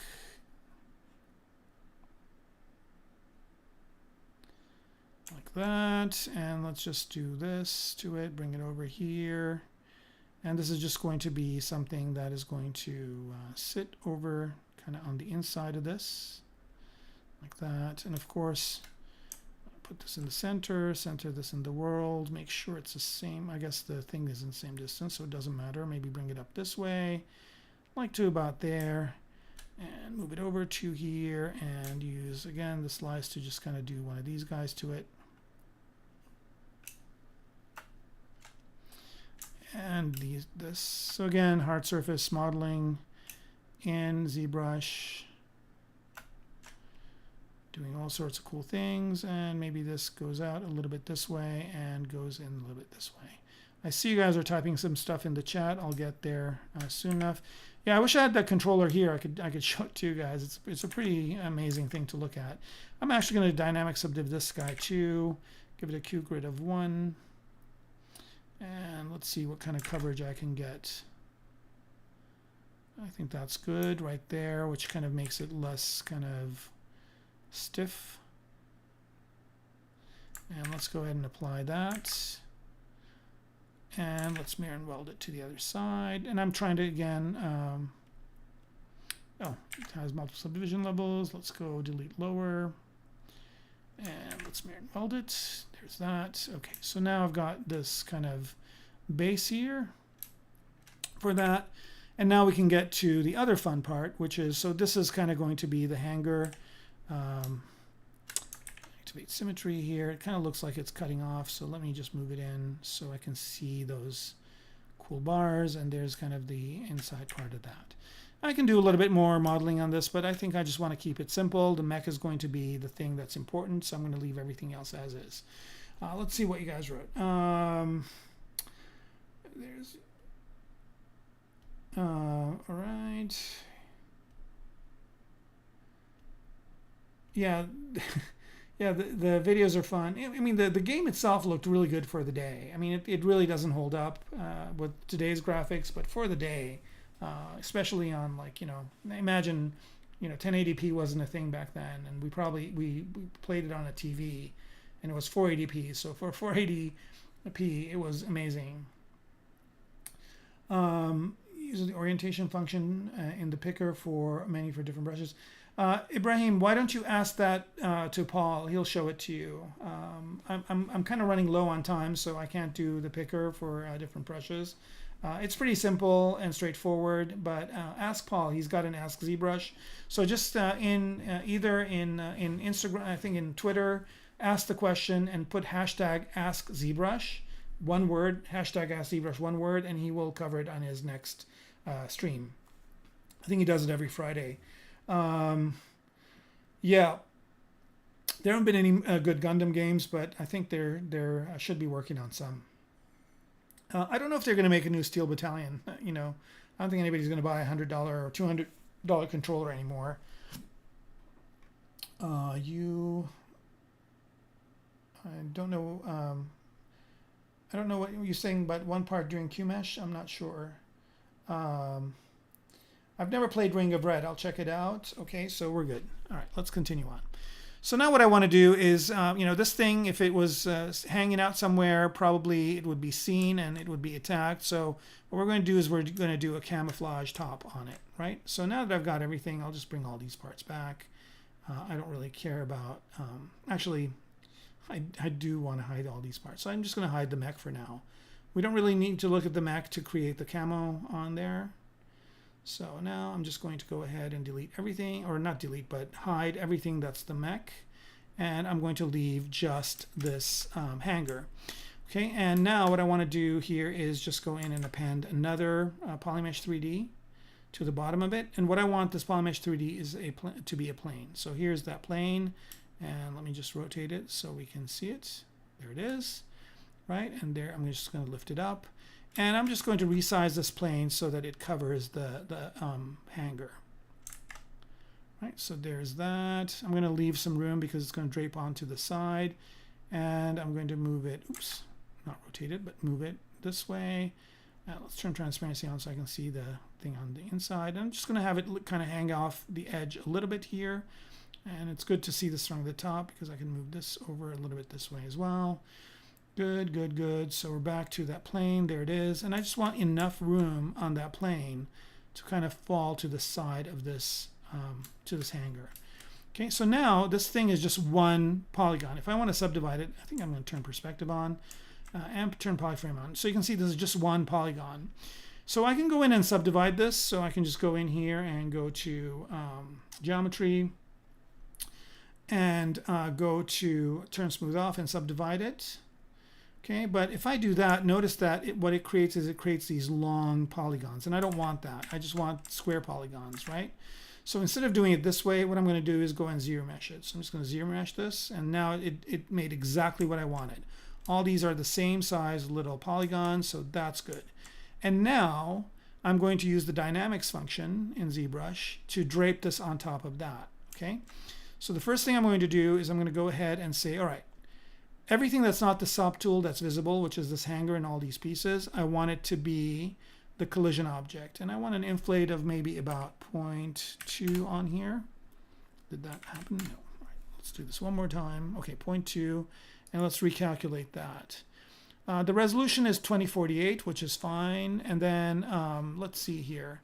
I don't know how many polygons this thing is. How many polygons is it? It's about 5,000 polygons. That's fine. And what I'm going to do is leave gravity on, turn expand on, but not so much, maybe an expand of 0.25, and let's run that simulation, right? So, and this just drapes on top like that. Okay, so you see it's kind of going through the object. We don't want that, so we need to create some more, we need to create some more iterations. Let's go for 256 and let's run that simulation one more time. Okay, and you can see that's a little bit slower and it's coming down to the ground exactly the way I want it. Something like that, but it's still intersecting the object. So here that 0.2 wasn't good. Let's go for 0.5. Again, undo.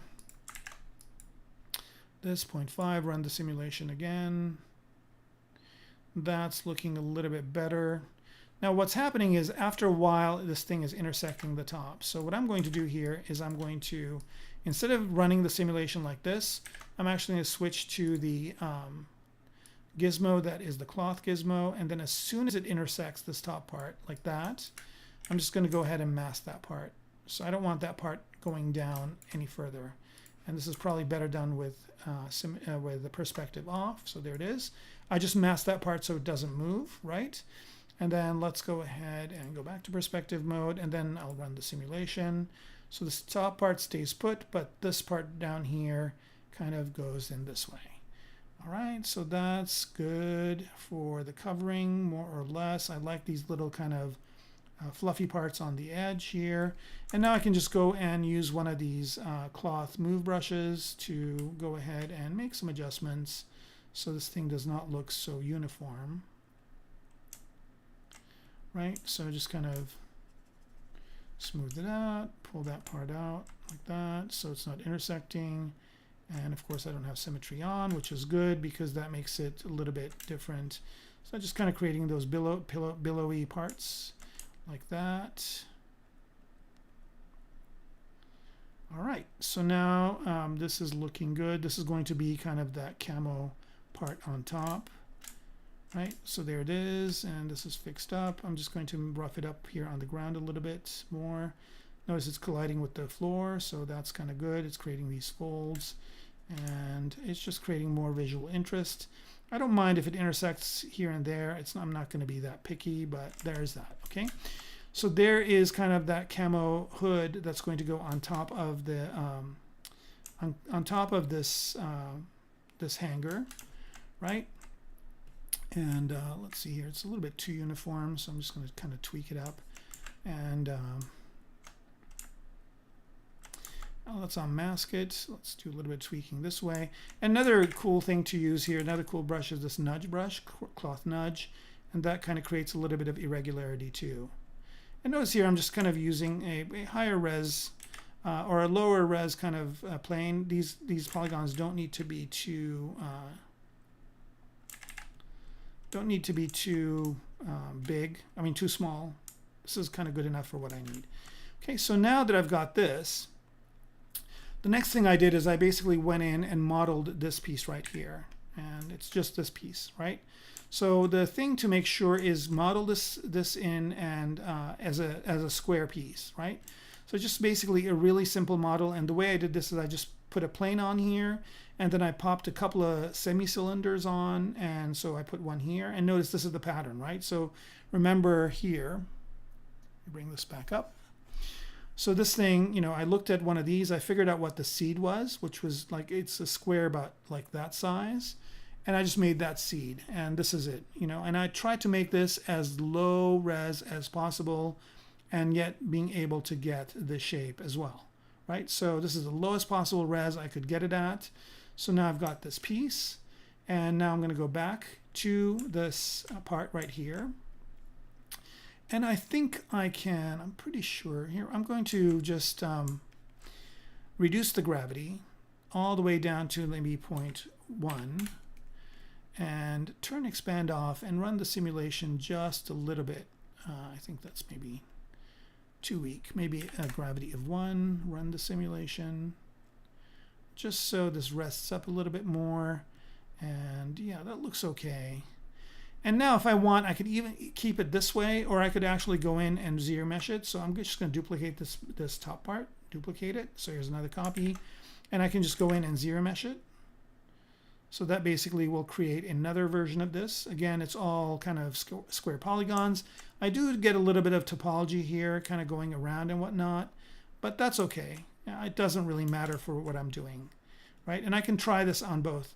The benefit of zero meshing it is I'm getting even spaced polygons here, right? So I'm just getting evenly spaced polygons, which is kind of nicer because it will make each one of those squares the same size.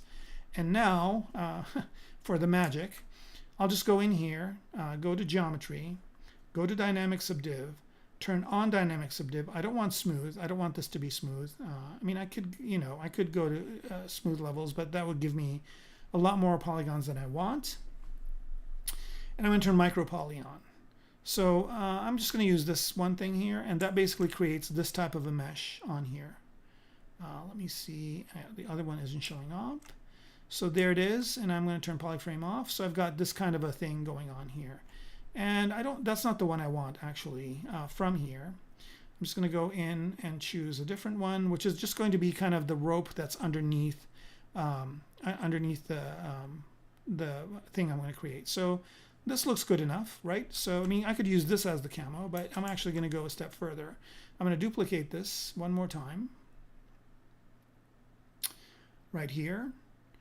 And for this one, instead of choosing one of the micro meshes that come with ZBrush, so instead of choosing one of these guys right here, what I'm going to do is I'm going to go ahead and hold Control down, click here, and choose that thing that I had before. So there is that camo material right there, right? I'm going to go ahead and hide the other one, right? So this is what it looks like, okay? And I'm going to go ahead, and I think this might be too many polygons, but that's fine. I can just go ahead and try this out. So what I need to do here is go into Geometry, and for this micro poly, I'm going to go ahead and apply it. And this is why you need it to be very low poly, because notice here that this is a lot of polygons now. So the maximum resolution for the simulation is 1,000 points.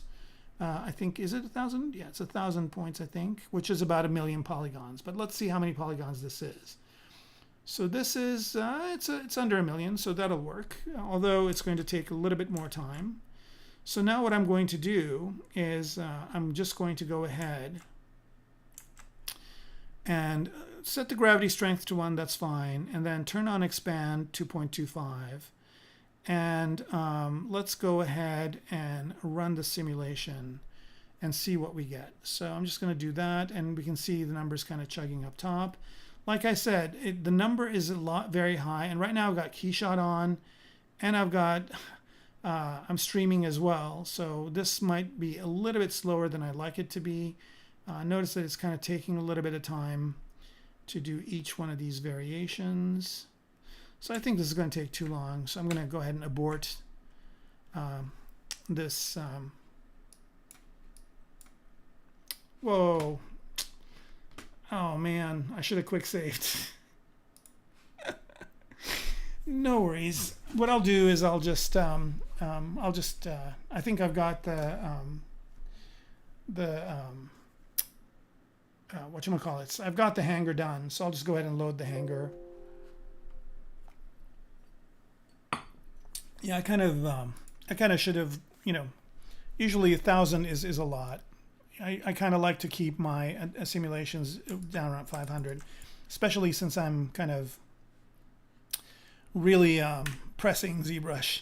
All right, so this one was the last one we did, so let's load that up. No. So in the meantime, let's see. Ring of Red, let's see what that is.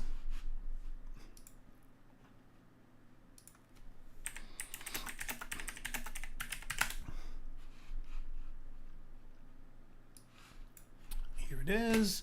Let's get some images from Ring of Red. Oh yeah. These look more like World War II type. Yeah, those are neat. Man, look at this thing. It's ancient. Talk about 480p. Look at these things are just blocks. Wow. PlayStation 2. Metal Gear Solid days. Look at that. Look at the resolution. Oh my gosh. I mean, even my phone, even on a phone, you get better than this nowadays. But these look neat. These are I mean, the Mech design is cool. It just they only had this much polygons to work with. Yeah, everything was basically done in Photoshop. Paint these textures on simple UVs. Excuse me. Yeah, definitely cool. Thanks for bringing that up. Hopefully they make newer versions of these games. Yeah, alternate World War II. Yeah, cool. Yeah, Mech Warriors definitely influenced my designs. Absolutely. I played a lot of Mech Warrior in my day. Mercenaries, all of the games, and that was fun. Mech Warrior was a fun game to play. In the day, I kind of was really, it was kind of the game I played all the time. And I think that's kind of where my love for mechs developed, is playing Mech Warrior.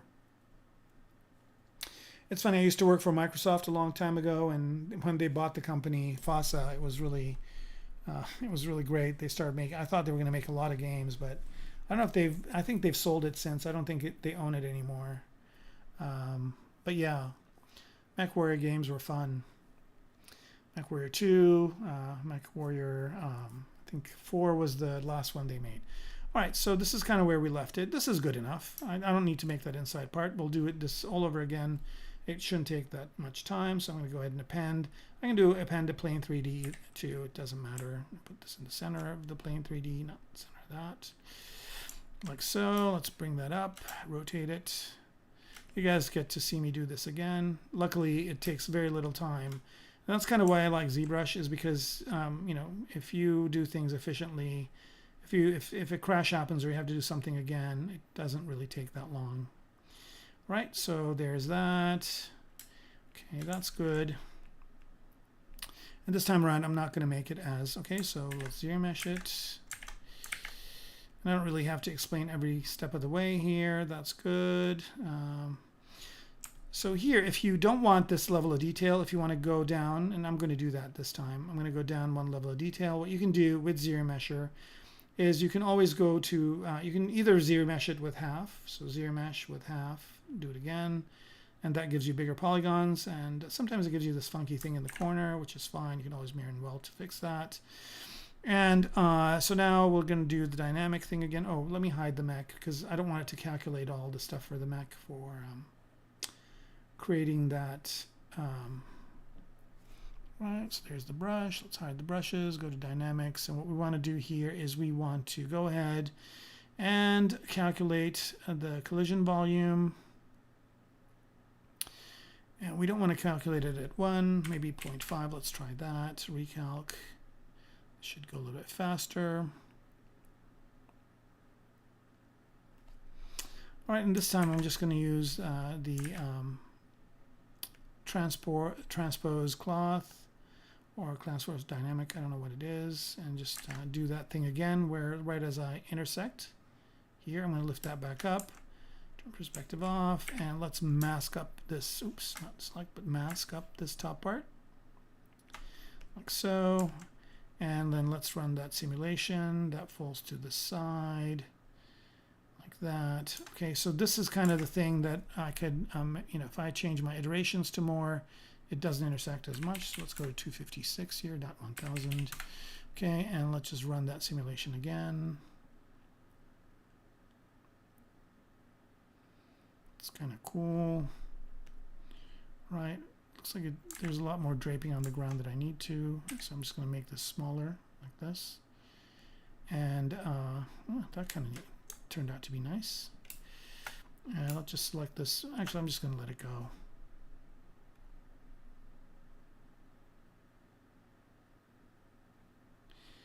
All right, so I'm going to go ahead and bump this up to 512 simulation points, and let's run that again.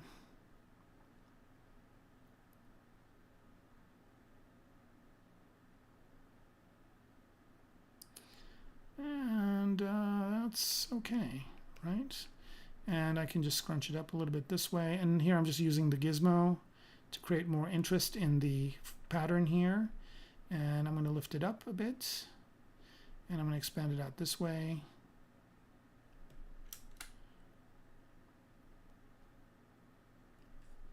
Right, and then I can just always go back to the regular gizmo and expand this out. Turn transparency off so I can see what I'm intersecting. And there it is, and just lift it up a bit like that, so it's outside of it. And I think this one doesn't really have that much geometry. So I think we should be okay with this kind of thing. These are kind of curling up. I don't know why, so no worries. I'll just mask this off, run the simulation, and they'll fall down. Okay, so this is good, and now I can go in and manually tweak this up. The cloth nudge.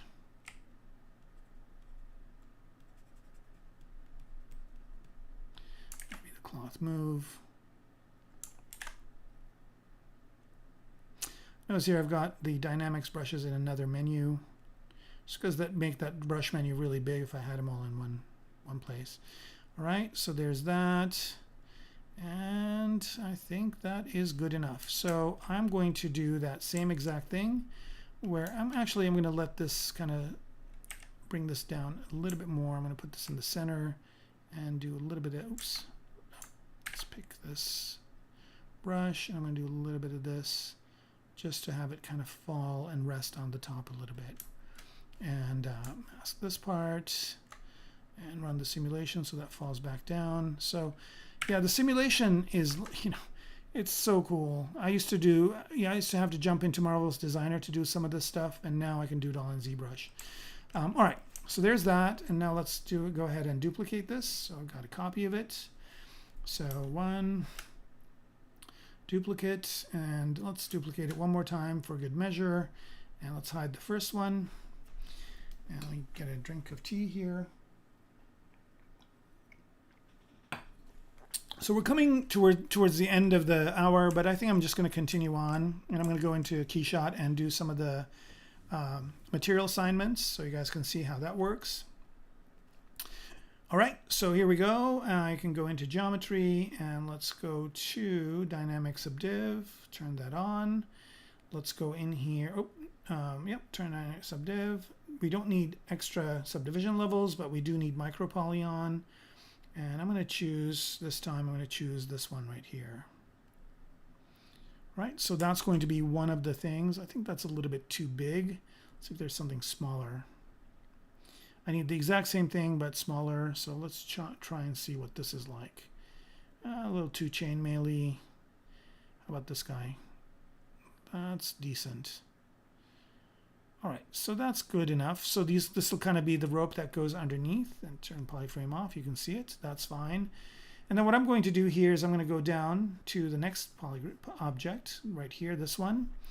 And I'm going to inflate it a little bit so it goes outside of this rope, because this rope is going to be on the inside. Or it's going to intersect, it doesn't matter. But I'm just going to go ahead and do deformation and inflate that one just a tiny bit. Like so. Okay, that's good. And now what I'm going to do here is go in and go back into geometry, go back into dynamic subdiv, okay, for this one. And for this one, again, we don't want smooth subdivision levels, but we want micro poly. And again, I'm going to hold Control down and choose that piece. So there's that. It looks like this is a good number. Okay, and apply. And let's see what we get with this. So I'm going to go ahead and check and the poly count for it. And the poly count for it, again, is about, yeah, we have less now. So we have about 170,000. So that should be better. And we're still under this, so that's good. And now what I want to do here is I'm going to reduce the gravity down to maybe 5. Let's try that. And we're going to do the expand, and we're going to do the expand to, let's say, 0.5. All right, and let's run that simulation.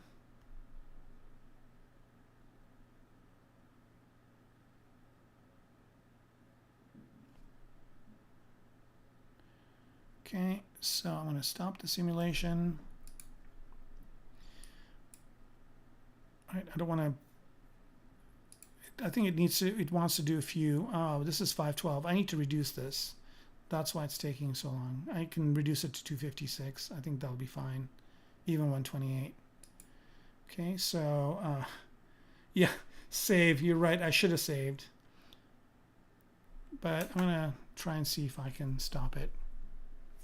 Yeah, I think the thing that's I forgot to reduce is this 512. It's a lot of steps.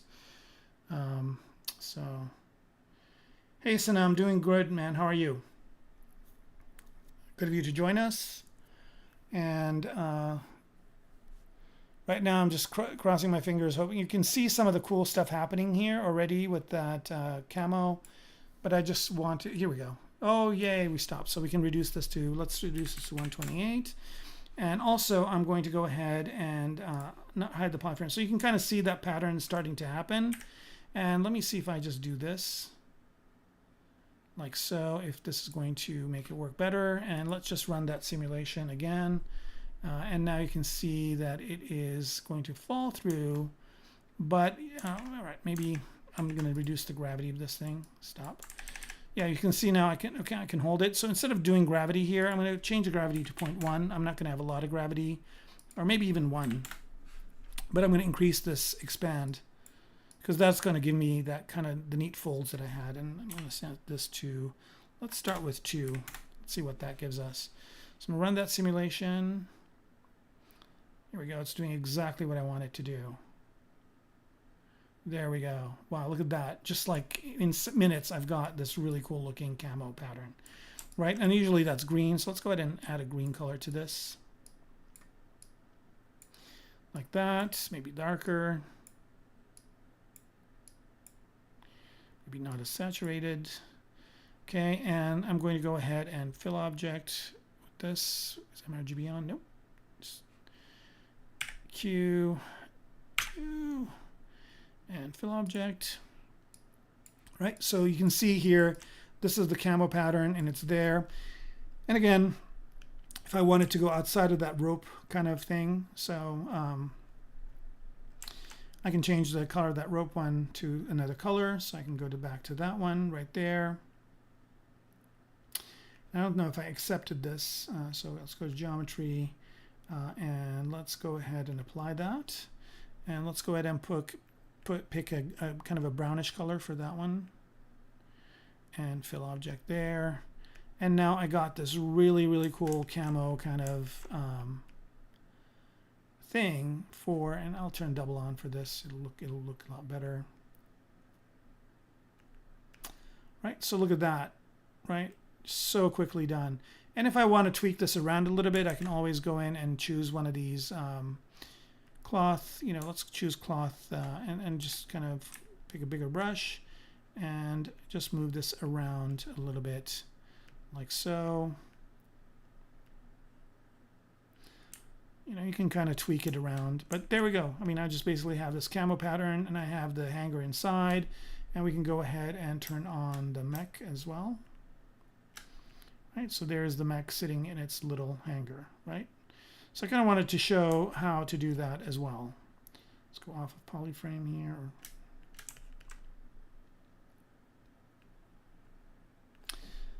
Let's go to lighter color, and I think the legs don't have, yeah, let's go turn all the color information on. Right, so there's the mech, and there it is sitting in its hanger. So again, very quickly, so this camo is a pretty easy thing to create. All you need is just this piece right here. This is the magic right here, right? And basically this and micro poly and the simulation, and it does it for you. So one of the things I want to do is share this with the ZBrush community. So I'm probably going to make it available for you guys at some point, and then you can just use it. So you know, the only trick to this, different than any other micro poly, is that I basically cut out a piece on the inside and cut these two pieces out. So it kind of, you know, when it bends around, it basically creates that that shape, right? So back to this, you can see here again, very, very quick way of just creating this really cool camo material. And again, it's just a very quick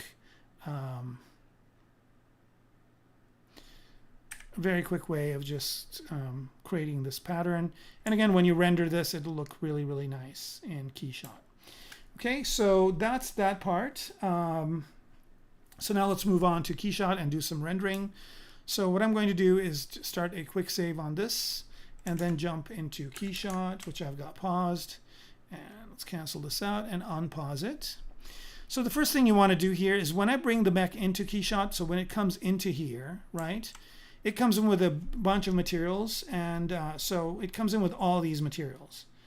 And there are duplicates, and some of them I've already done what I'm going to do now, but some of them, let me just resize this window. It's kind of hard to grab this with, oh, I know why. Let's turn this off, go back to materials. So it comes in with all these materials, right? So when you have all these materials, like so, I don't know why it's not just, all right, here we go. Let's make these materials a little bit smaller. Here we go.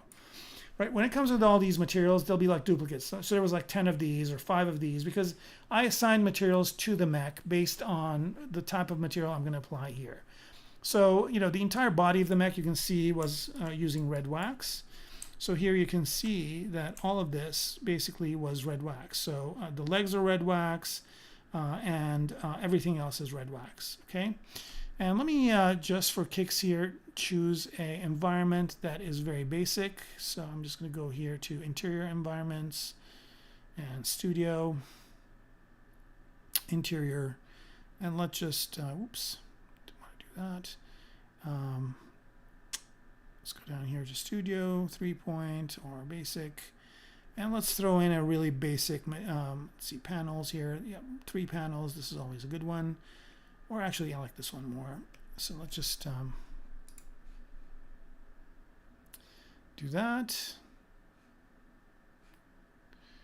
And I don't know why Keyshot is taking so long. Probably because ZBrush is saving in the background. I'll close ZBrush out. That's a lot of polygons to be churning around, in addition to it being in Keyshot as well.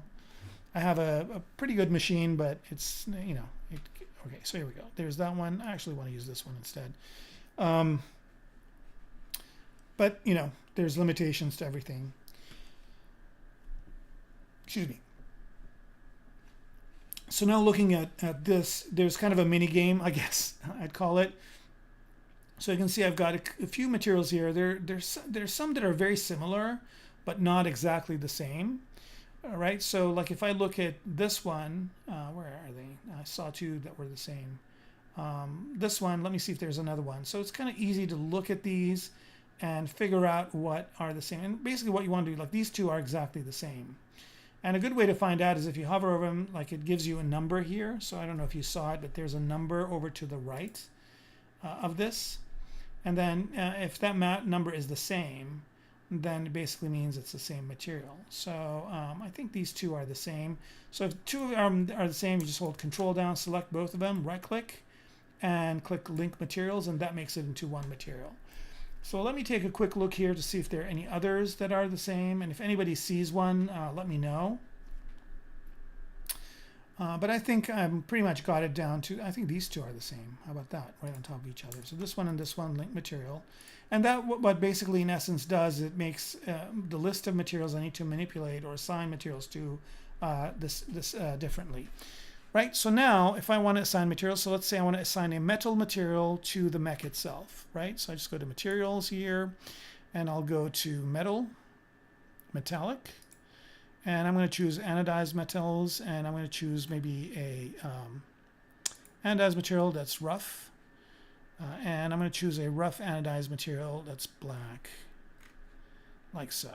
Okay, so I drag and drop that to where the red wax is, which is this one, let go. And then here in Keyshot, all of the things that had that red wax material now have that material in there. And again, I'm in performance mode, so it doesn't look as good, but now here it looks really good. And that's good. And if I don't want this to be black, right? So there is that, where is that material now? It should be here somewhere. Here it is. And if I want to modify that and not have it be black, I can just double click on that material and go in here. Let's bring this up. And go in here and change its color. So right now it's just based on metal, but it's measured and it's aluminum, but I don't want it to be measured. I want to have a color. So now I can actually choose a color for it. So I'll just go ahead and choose a dark green. I can either choose it from here. Let's use that green and let's make it darker like that. Oh, and let's make it less saturated. So there we go. Now all of those parts have this type of material assigned to them. I'm going to go back to performance mode again because things happen faster in performance mode. Let's click OK. And let's pick another thing here. So let's go ahead and look at this orange part. I think it's this one right here. And let's say I want that to be a different kind of anodized material. So I'm going to go ahead and choose anodized blue and drag it onto this orange. And now you can see that that blue is being applied over there. Of course, I don't want it to be blue. So I'm going to edit that material. Again, go to color. And again, go to maybe a dark gray, like maybe so. You know, maybe darker gray like that. Click OK. And maybe give it a little bit more roughness, like so. So I'm basically manipulating this material. And I can always add textures and stuff to this as well. But right now, all I'm doing is just assigning materials. Now there's this kind of grayish skin colory one over here, which is these pods. And I want these to be polished maybe or brushed materials. And I'm going to drag and drop this brushed black onto there. So here I can assign it to the object itself to see what it looks like. Or I can drag it to here too, either one. Oops, I think that's the wrong one. I think this is the material I need to drag it onto, so there it is. Okay, so that looks good, but I don't really like that color, and so I will go in here, and I will again make that into, let's see, edit material. I guess that's the easiest way to make sure that's the one I'm working on. There it is, it's measured. I want it to be a color, and let's say this is kind of maybe a tannish color, so let's just choose this tan right here.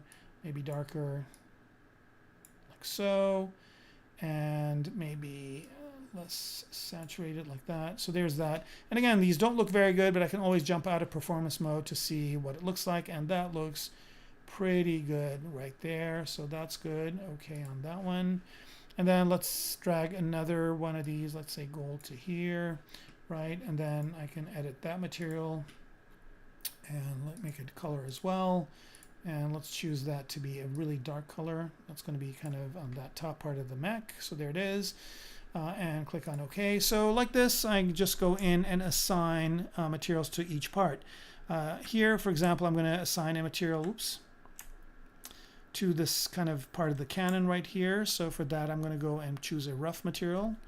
And I'm going to go ahead and choose this kind of bluish material. Again, it doesn't really matter what you choose, because you're going to go in and change it. And I'm going to make that measured, go in here, or no, I'm going to make that color. Sorry, actually I'm not editing that material. Edit material, there it is, and we're going to make that a colored material, and we're going to choose, let's say, a dark kind of gunmetal. Or actually, I can just go in here and look for gunmetal. I think there is a gunmetal material. Yep, gunmetal right here. So I'm just going to drag and drop that onto here, and there it is. I think that's a little too shiny. So let's edit that material and increase the roughness so it's not as shiny. So there's that, like that. And then I can go ahead and go back into its, so this is an Exalta paint. I don't really want Exalta paint. So I'm going to change this back into a metal. Let's go ahead and find metal in here. Where are you? Measured. Metal right there, and it's a color, and so we want it to be rougher, right? So there's that, and I can put a gradient on this and do some other types of stuff, but for now I'm just going to keep it that color. So everything that was this object right here is getting that color. I think some of the barrels in here got it. Nope, they didn't. So I can basically just go ahead and choose that gunmetal and drag it and drop it to these barrels. So now everything that it was that material got that color. And I just kind of slowly but surely start adding the materials to the mech until I have something that I like, right? And it's just that easy, right? So there's this here that I'm going to make into a plastic. Let's go ahead and do that. Plastic, hard plastic. Choose a gray, drag and drop it to here. Of course, I don't want it to be gray, so I'm going to edit that material. I'm going to go ahead and choose maybe a darker gray like that. That looks good. Like so. And one of the things I like to do is, instead of this kind of black background kind of clashing into it, I like to go into environment and change it to a color, maybe like a neutral gray or something like that as the background. So now I can see the colors a little bit better, right? So there I basically changed all of this to this plastic color, and that's good. And then I've got this outside part, which I want to probably be a different type of metallic object. So I'll go to metal here and go to aluminum, and let's choose a brushed aluminum, aluminum rough right there, assign it to this part right here, right? And so everything that had that material is going to be this color, and I want it to be a different color aluminum. So here I'm going to go to colored and choose a darker color for that aluminum. So now you can see that there is a little bit of variation in the color of the aluminum versus this kind of radar, right? So that's kind of creating a point of interest. And, you know, I can just go in here and little by little. So this part right here, I wanted to be a translucent color because it's got the bullets underneath. So for that, I'm going to go ahead and choose maybe a, let's see, clear plastic. And let's choose maybe a little bit shiny one and assign it to that material. So there it is. And let's see if we are able to see the bullets through it. No, we're not. Maybe let's choose a simpler color. And I can see the bullets, but they're not really popping out. And that's probably because this material, oh, you know what? That's probably why. Because I've got a bunch of different, did I have them there? I do have them there. So I have a lot of different ones of these kind of cloth things that cover it up, and I don't know if they are separated out. Let's see if they are. Here, show an outline. Where is it? Select parts with material. No. What I want to do is go to show in, or select in, where is it? Select part with material. No. So I want to see this in the outline. I think if I click on it, let me see if I just click on it, if it will just go to it. Yeah, here we go. So if I hide this, yeah, see, there's the bullets. And unfortunately, this thing here is going to be, there's a bunch of them. That's why the bullets are not showing up. But, you know, let's do the bullets. So here we go. Let's go ahead and select this part, hide it. And let's do the bullets. So let me go ahead and find a brass. Okay, there's a bunch of brass, and let's go ahead and choose a brass polished, assign it to the bullet. And of course, that's a little bit too shiny. Let's go to edit material, and let's go ahead and go and choose a color for that brass, and let's just choose kind of a dark color, and let's just add a bunch of roughness to it. All right, so now we can see kind of the bullets having that color underneath that is kind of a rough color. And then for this outside part, we'll choose a different material. So for that, we'll go ahead and choose a, let's go ahead and choose a steel material. Okay, so there's a bunch of different steel materials here. Let's choose Damascus steel, why not? There it is. So now that has that steel material, and so you can kind of see the bullet belt kind of having its own thing. And, you know, just go around the mech and start assigning different materials to different parts, and eventually it'll get all of the different materials until there's none left. So this orange one here is kind of bothering me, so let's go ahead and assign a, let's assign a different material to that as well. So let's go ahead and choose like a metal. Let's see what kind of metals we've got. And Keyshot has a ton of materials, and they have a bunch more online, so I'm never going to run out of materials to assign. And I've made some of my own too. So here, if I go to, I think there's a Kermaco folder somewhere. Let me just minimize these downloads.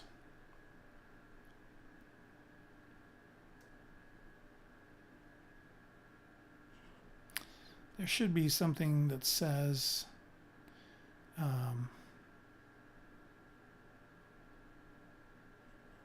think it's in that top group. There should be one that says it's from before, Moltec, Gemstones, DS Design. Should be a Kermaco folder in here. Did I inadvertently drag it into another folder? I don't know. Let's see. Let's minimize all this. Migrated, there it is. Migrated and Kermaco.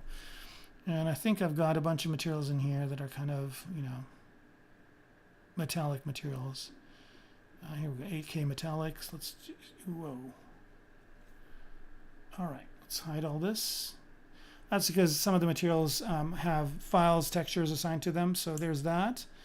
And yeah, that looks okay. Maybe not as, maybe change some of the metal roughness on it to be a little bit rougher, and metal coverage.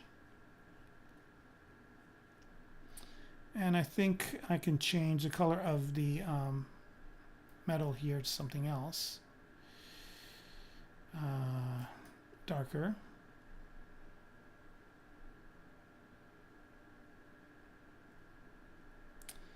Yeah, maybe that one, I don't know if I'm going to use that one. Maybe I'll choose a different one. I thought I created a bunch more new ones. I don't know where they are. All right, let's try this one. I think that's the issue, is some of these were created in the older version of Keyshot, so they're missing some materials. Let's try this one. Right here. Yeah, this is another camo one. Okay, so the camo ones don't have the camouflage material because it's not finding the path. But let's try that one. Okay, that one worked. Okay, and there's that. And again, if it's too shiny, I can always go in and change it. I'm going to go into GPU mode. Let's see if that's going to make things faster. And you can already see the mech kind of becoming really cool with some of these materials. And by the time I'm done assigning all these other materials here, I should have something really cool to start with. And then I can assign decals and stuff like that, and get the mech to look a lot better. So like I said, at some point I'm going to go ahead and maybe do some streaming, just do other streaming outside of Pixologic, and in that I can maybe take this into Unreal, or also use do it in Keyshot as well. Or I might come back, I don't know, do an episode over the summer if I'm bored, and do it that way as well. But notice here that all the materials are going into GPU, and in GPU mode it's going to be a lot faster because the GPUs I have are newer generation than the processors I have. Okay, Divyam Talk, this is Keyshot, that's right. Keyshot is really amazing. All right, so it's loading the GPU materials. It should be done very soon here. And then we'll be in GPU mode, so things will happen a little bit faster, I hope. And this is Keyshot 10. It's the latest version, latest update. All right. Oh, come on. It almost let us have it there, but all right. That's fine, and this is good too. So this is in GPU mode, and you can see it's pretty fast in the way it kind of resolves it. So that's good. And I'm just going to say, okay, well, this is kind of looking good enough now. Let's try and see some settings for it. So I'm going to go ahead and start getting into environments now. So let's see, I have a bunch of environments here.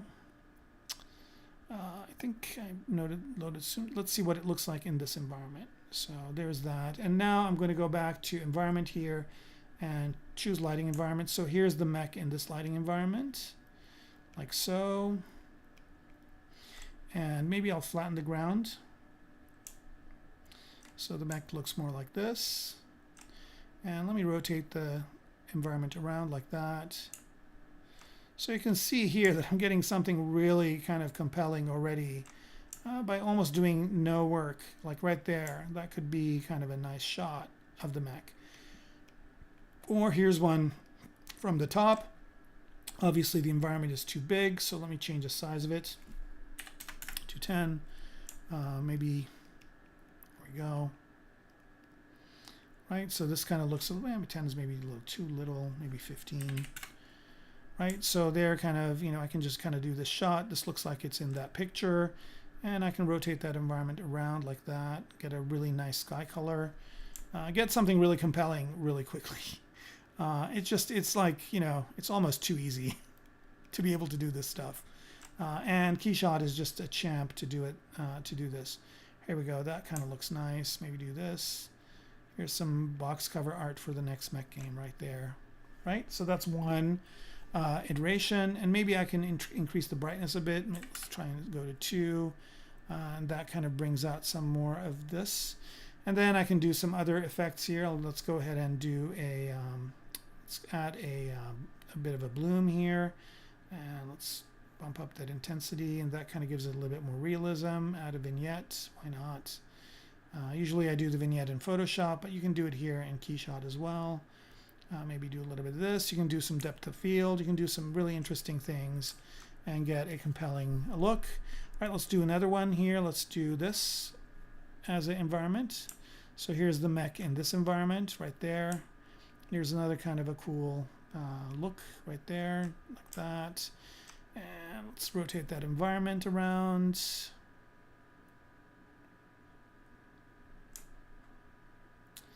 Do something like this, and that environment is way too big, so let's go ahead and go down to 10 for that one, maybe even 5. Right, now that's too much, maybe an 8. Okay, so now that's basically going to be the mech kind of guarding this place, like so, right? So that's kind of a whole new look again with that same mech, like so. So here's another environment. So I'm just kind of, here, oh, yeah, why not put this thing in a hangar? Why not? There it is. So that looks pretty cool. And here for this one, I can just go into the image mode again, and go to camera. And let's choose a different camera. This is what, 50 millimeter. Let's choose a 100 millimeter camera. There we go. That looks a little bit more attuned to what the picture is. And I don't know why this thing is kind of at this weird wonky angle. So I'm just going to go to camera here and adjust the twist. Yeah, here we go. There we go. Adjust this to be 0. Like that. So here's kind of a whole other look to the mech as well. And we can rotate that environment around. I kind of liked having that plane, or we can just kind of have it be, this is kind of a hangar on its own. The brightness is way too much at 2. Let's bump that down to 1. And yeah, that's kind of a cool look, but what if it was like this, right? So now there's the plane, and then there's the mech right there. And we can do a depth of field here. I don't know if it's going to work really well, but let's try it. Just because maybe it will. It depends on, there's that. Yep, that worked great. So now the background is kind of blurry, and the mech is kind of sticking out. And we can kind of maybe change the focus. I think it's good where it is. And maybe change the f-stop a little bit more, and have the things in the background be a little bit more blurry. There. So now that's kind of a really cool thing too. So I can just kind of wait a few minutes, and this thing renders out. And yeah, I mean, I can just kind of get a lot of different shots, and I can go show a director or somebody just to let them know what it's looking like, and if they like it, they like it, and if they don't and they want to make comments on it, they can. Here's another background. Maybe I'm going to turn depth of field off for this one, like so, and here it is kind of standing next to a wall. Where we go. Wow, look at that. Jesus. Yeah. That's really cool. I kind of like the background there, but I don't like the mech being there. I kind of like the mech being at maybe this kind of an angle, like that. So no problem. We can just kind of get the mech to be the angle that we want, and then we just rotate the environment around it, like that. Wow, look at that. Wow, that looks pretty awesome right there. Right, and I can render this at whatever resolution I want. One of the things I want to do with this mech is I want to get that hangar in there. I want to get some people doing some things and get some different kind of scenarios for it. Here's another one, same background, same HDR, but a different kind of cool look to it. And we can keep rotating this. Here we go. How about that? Oh, again, it's almost too easy. And this looks like the mech is in that environment. So so here we are with what we've got, and I think we've gone about half an hour over, but that's fine. So if you guys have any questions, now is a good time to ask. I'm going to try a couple of other environments, and then we'll call this a season, and we'll call it a night. So here's another one. Here's a bunch of people admiring the mech right there. They're looking away from the mech. I don't know why. Maybe the mech is guarding them. So here's kind of a night scene, and maybe this mech is kind of in this environment like that. And the people look a little bit too wonky, so I'm going to try and see if I can get it without the people. So this is kind of a whole other look for this. And last but not least, I'm going to try another one here. And we tried this one already. This is the hangar. Yep, we did. And let's do this right here. Oh yeah, here we go. This looks good. iPhone 7. How about some, here we go. We'll just put the mech over here. How about that? Right? So this kind of shows the scale of it. Like I said, I mean, you can go find HDRs online. There is a, there's a few websites that you can get HDRs from. And all I'm doing is just dragging and dropping these in. Oh, here it is in a garage type setting. Jeez Louise. Somebody really needs to get a hold of me. And just rotate this around. And again, I can always not flatten the ground. So it kind of looks like this.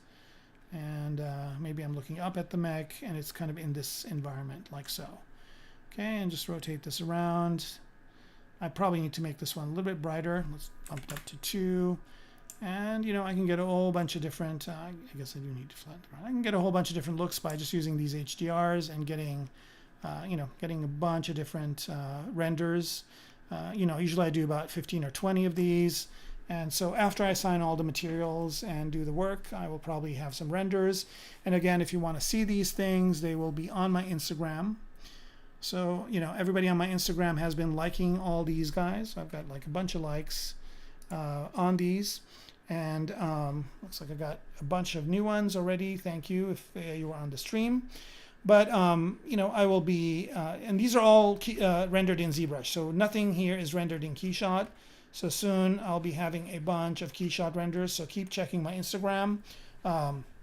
Maybe follow me on here, right? So just click on follow, and then you can see all of the new renders I'm going to do. So if there are any, let's see, there's some questions.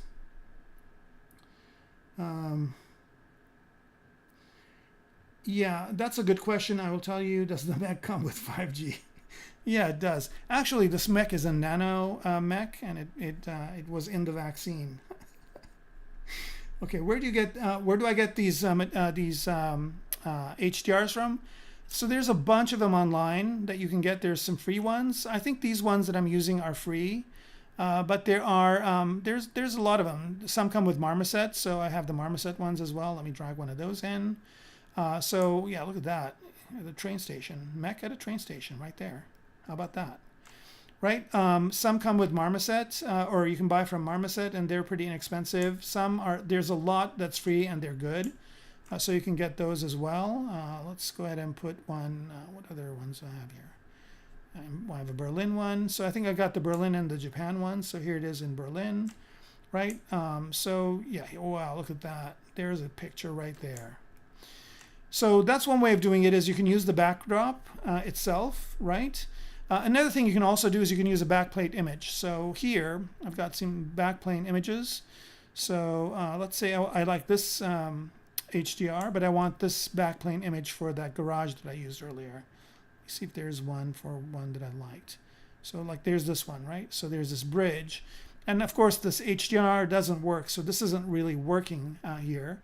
So to go find the HDR for this, I think I've got the HDR for it too. So they're backplates. How about this one? Let's see what this one looks like. There's this one, right? So, and then you can match the lighting if you want. So if I want to match this lighting here, notice here that there's lights on top. So let's say I want to match this lighting. So I'll go to environment here.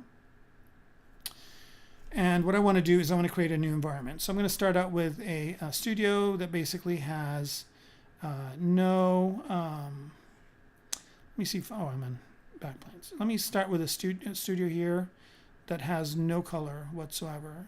Not this one, but maybe here, studio. So I'm just going to start with a black environment. So this is all going to go black in a minute.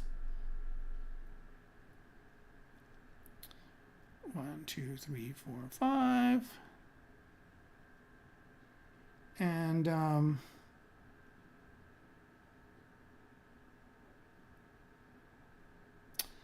don't know why. Oh, it's a 4K one. That's why. So now it's all black. And what I want to do is just go to HDRI editor here and pop in a light. There it is. And I'm going to, this light was on top. So I'm going to put it on top. It was rectangular. So I'm going to make it rectangular. So this looks there. And this light was a lot brighter. So let's go ahead and go to 60, double that brightness. And maybe let's go to 80. And let's double that brightness as well. Oh, this is the size. That's actually not good. Let's go back to 10 for the size. We want it to be pretty small. Maybe let's go to 20. I think 30 was what it was at. So let's go ahead and go to 40 here. Just a little bit bigger. But we want the brightness to be a lot more. So where is the brightness? There's the brightness. And let's bump that up to maybe 20. 20 is a bit too much. Maybe 10. Right, and I'm basically watching this here. And so this is looking good.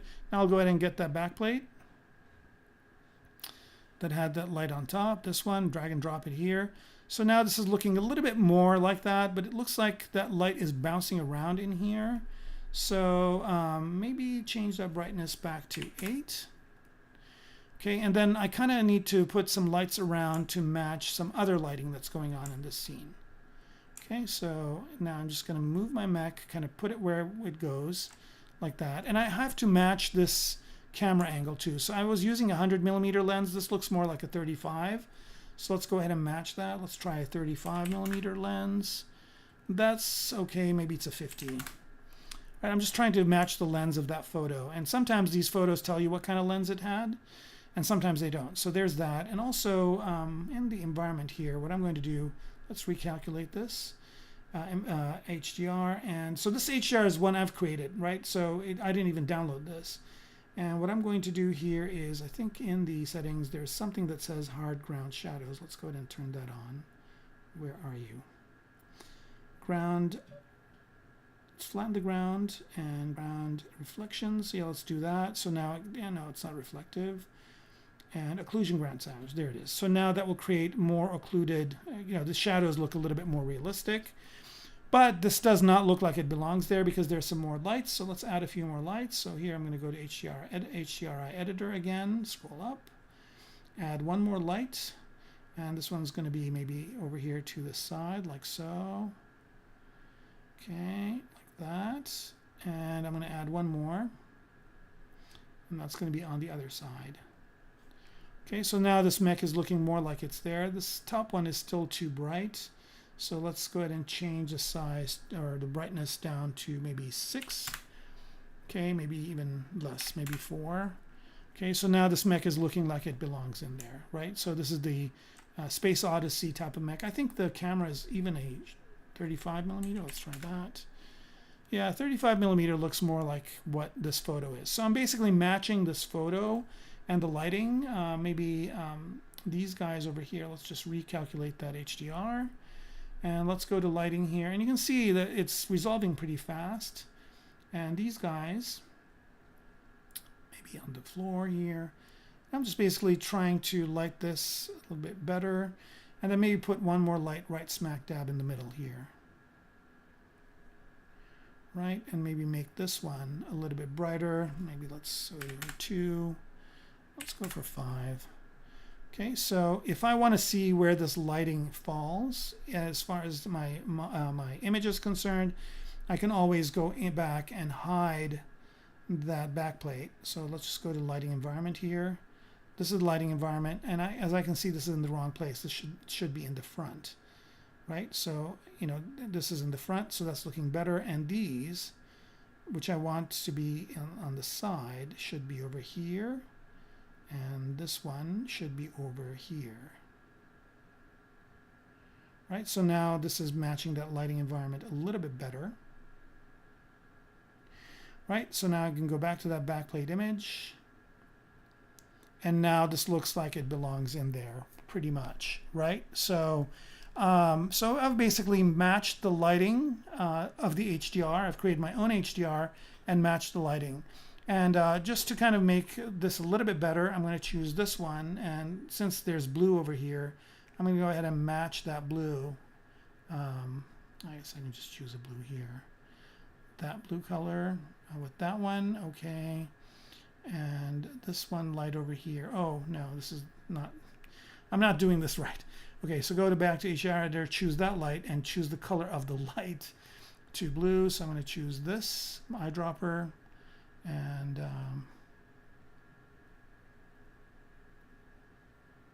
choose that blue color. So now this color, you know, this light will kind of have that bluish tinge, and I'm going to do the exact same thing to this one. Choose a blue color from there, and just recalculate that HDR. So now it's basically creating an HDRI image for me, and you can kind of see this is even looking a little bit more realistic to what's there, and so it's matching that. The bloom is a little bit too much, so I'm going to bump that down. So where is bloom? Bloom is there. Bloom intensity, let's go to 0.5 on that, and let's reduce that bloom radius to maybe 8. Okay.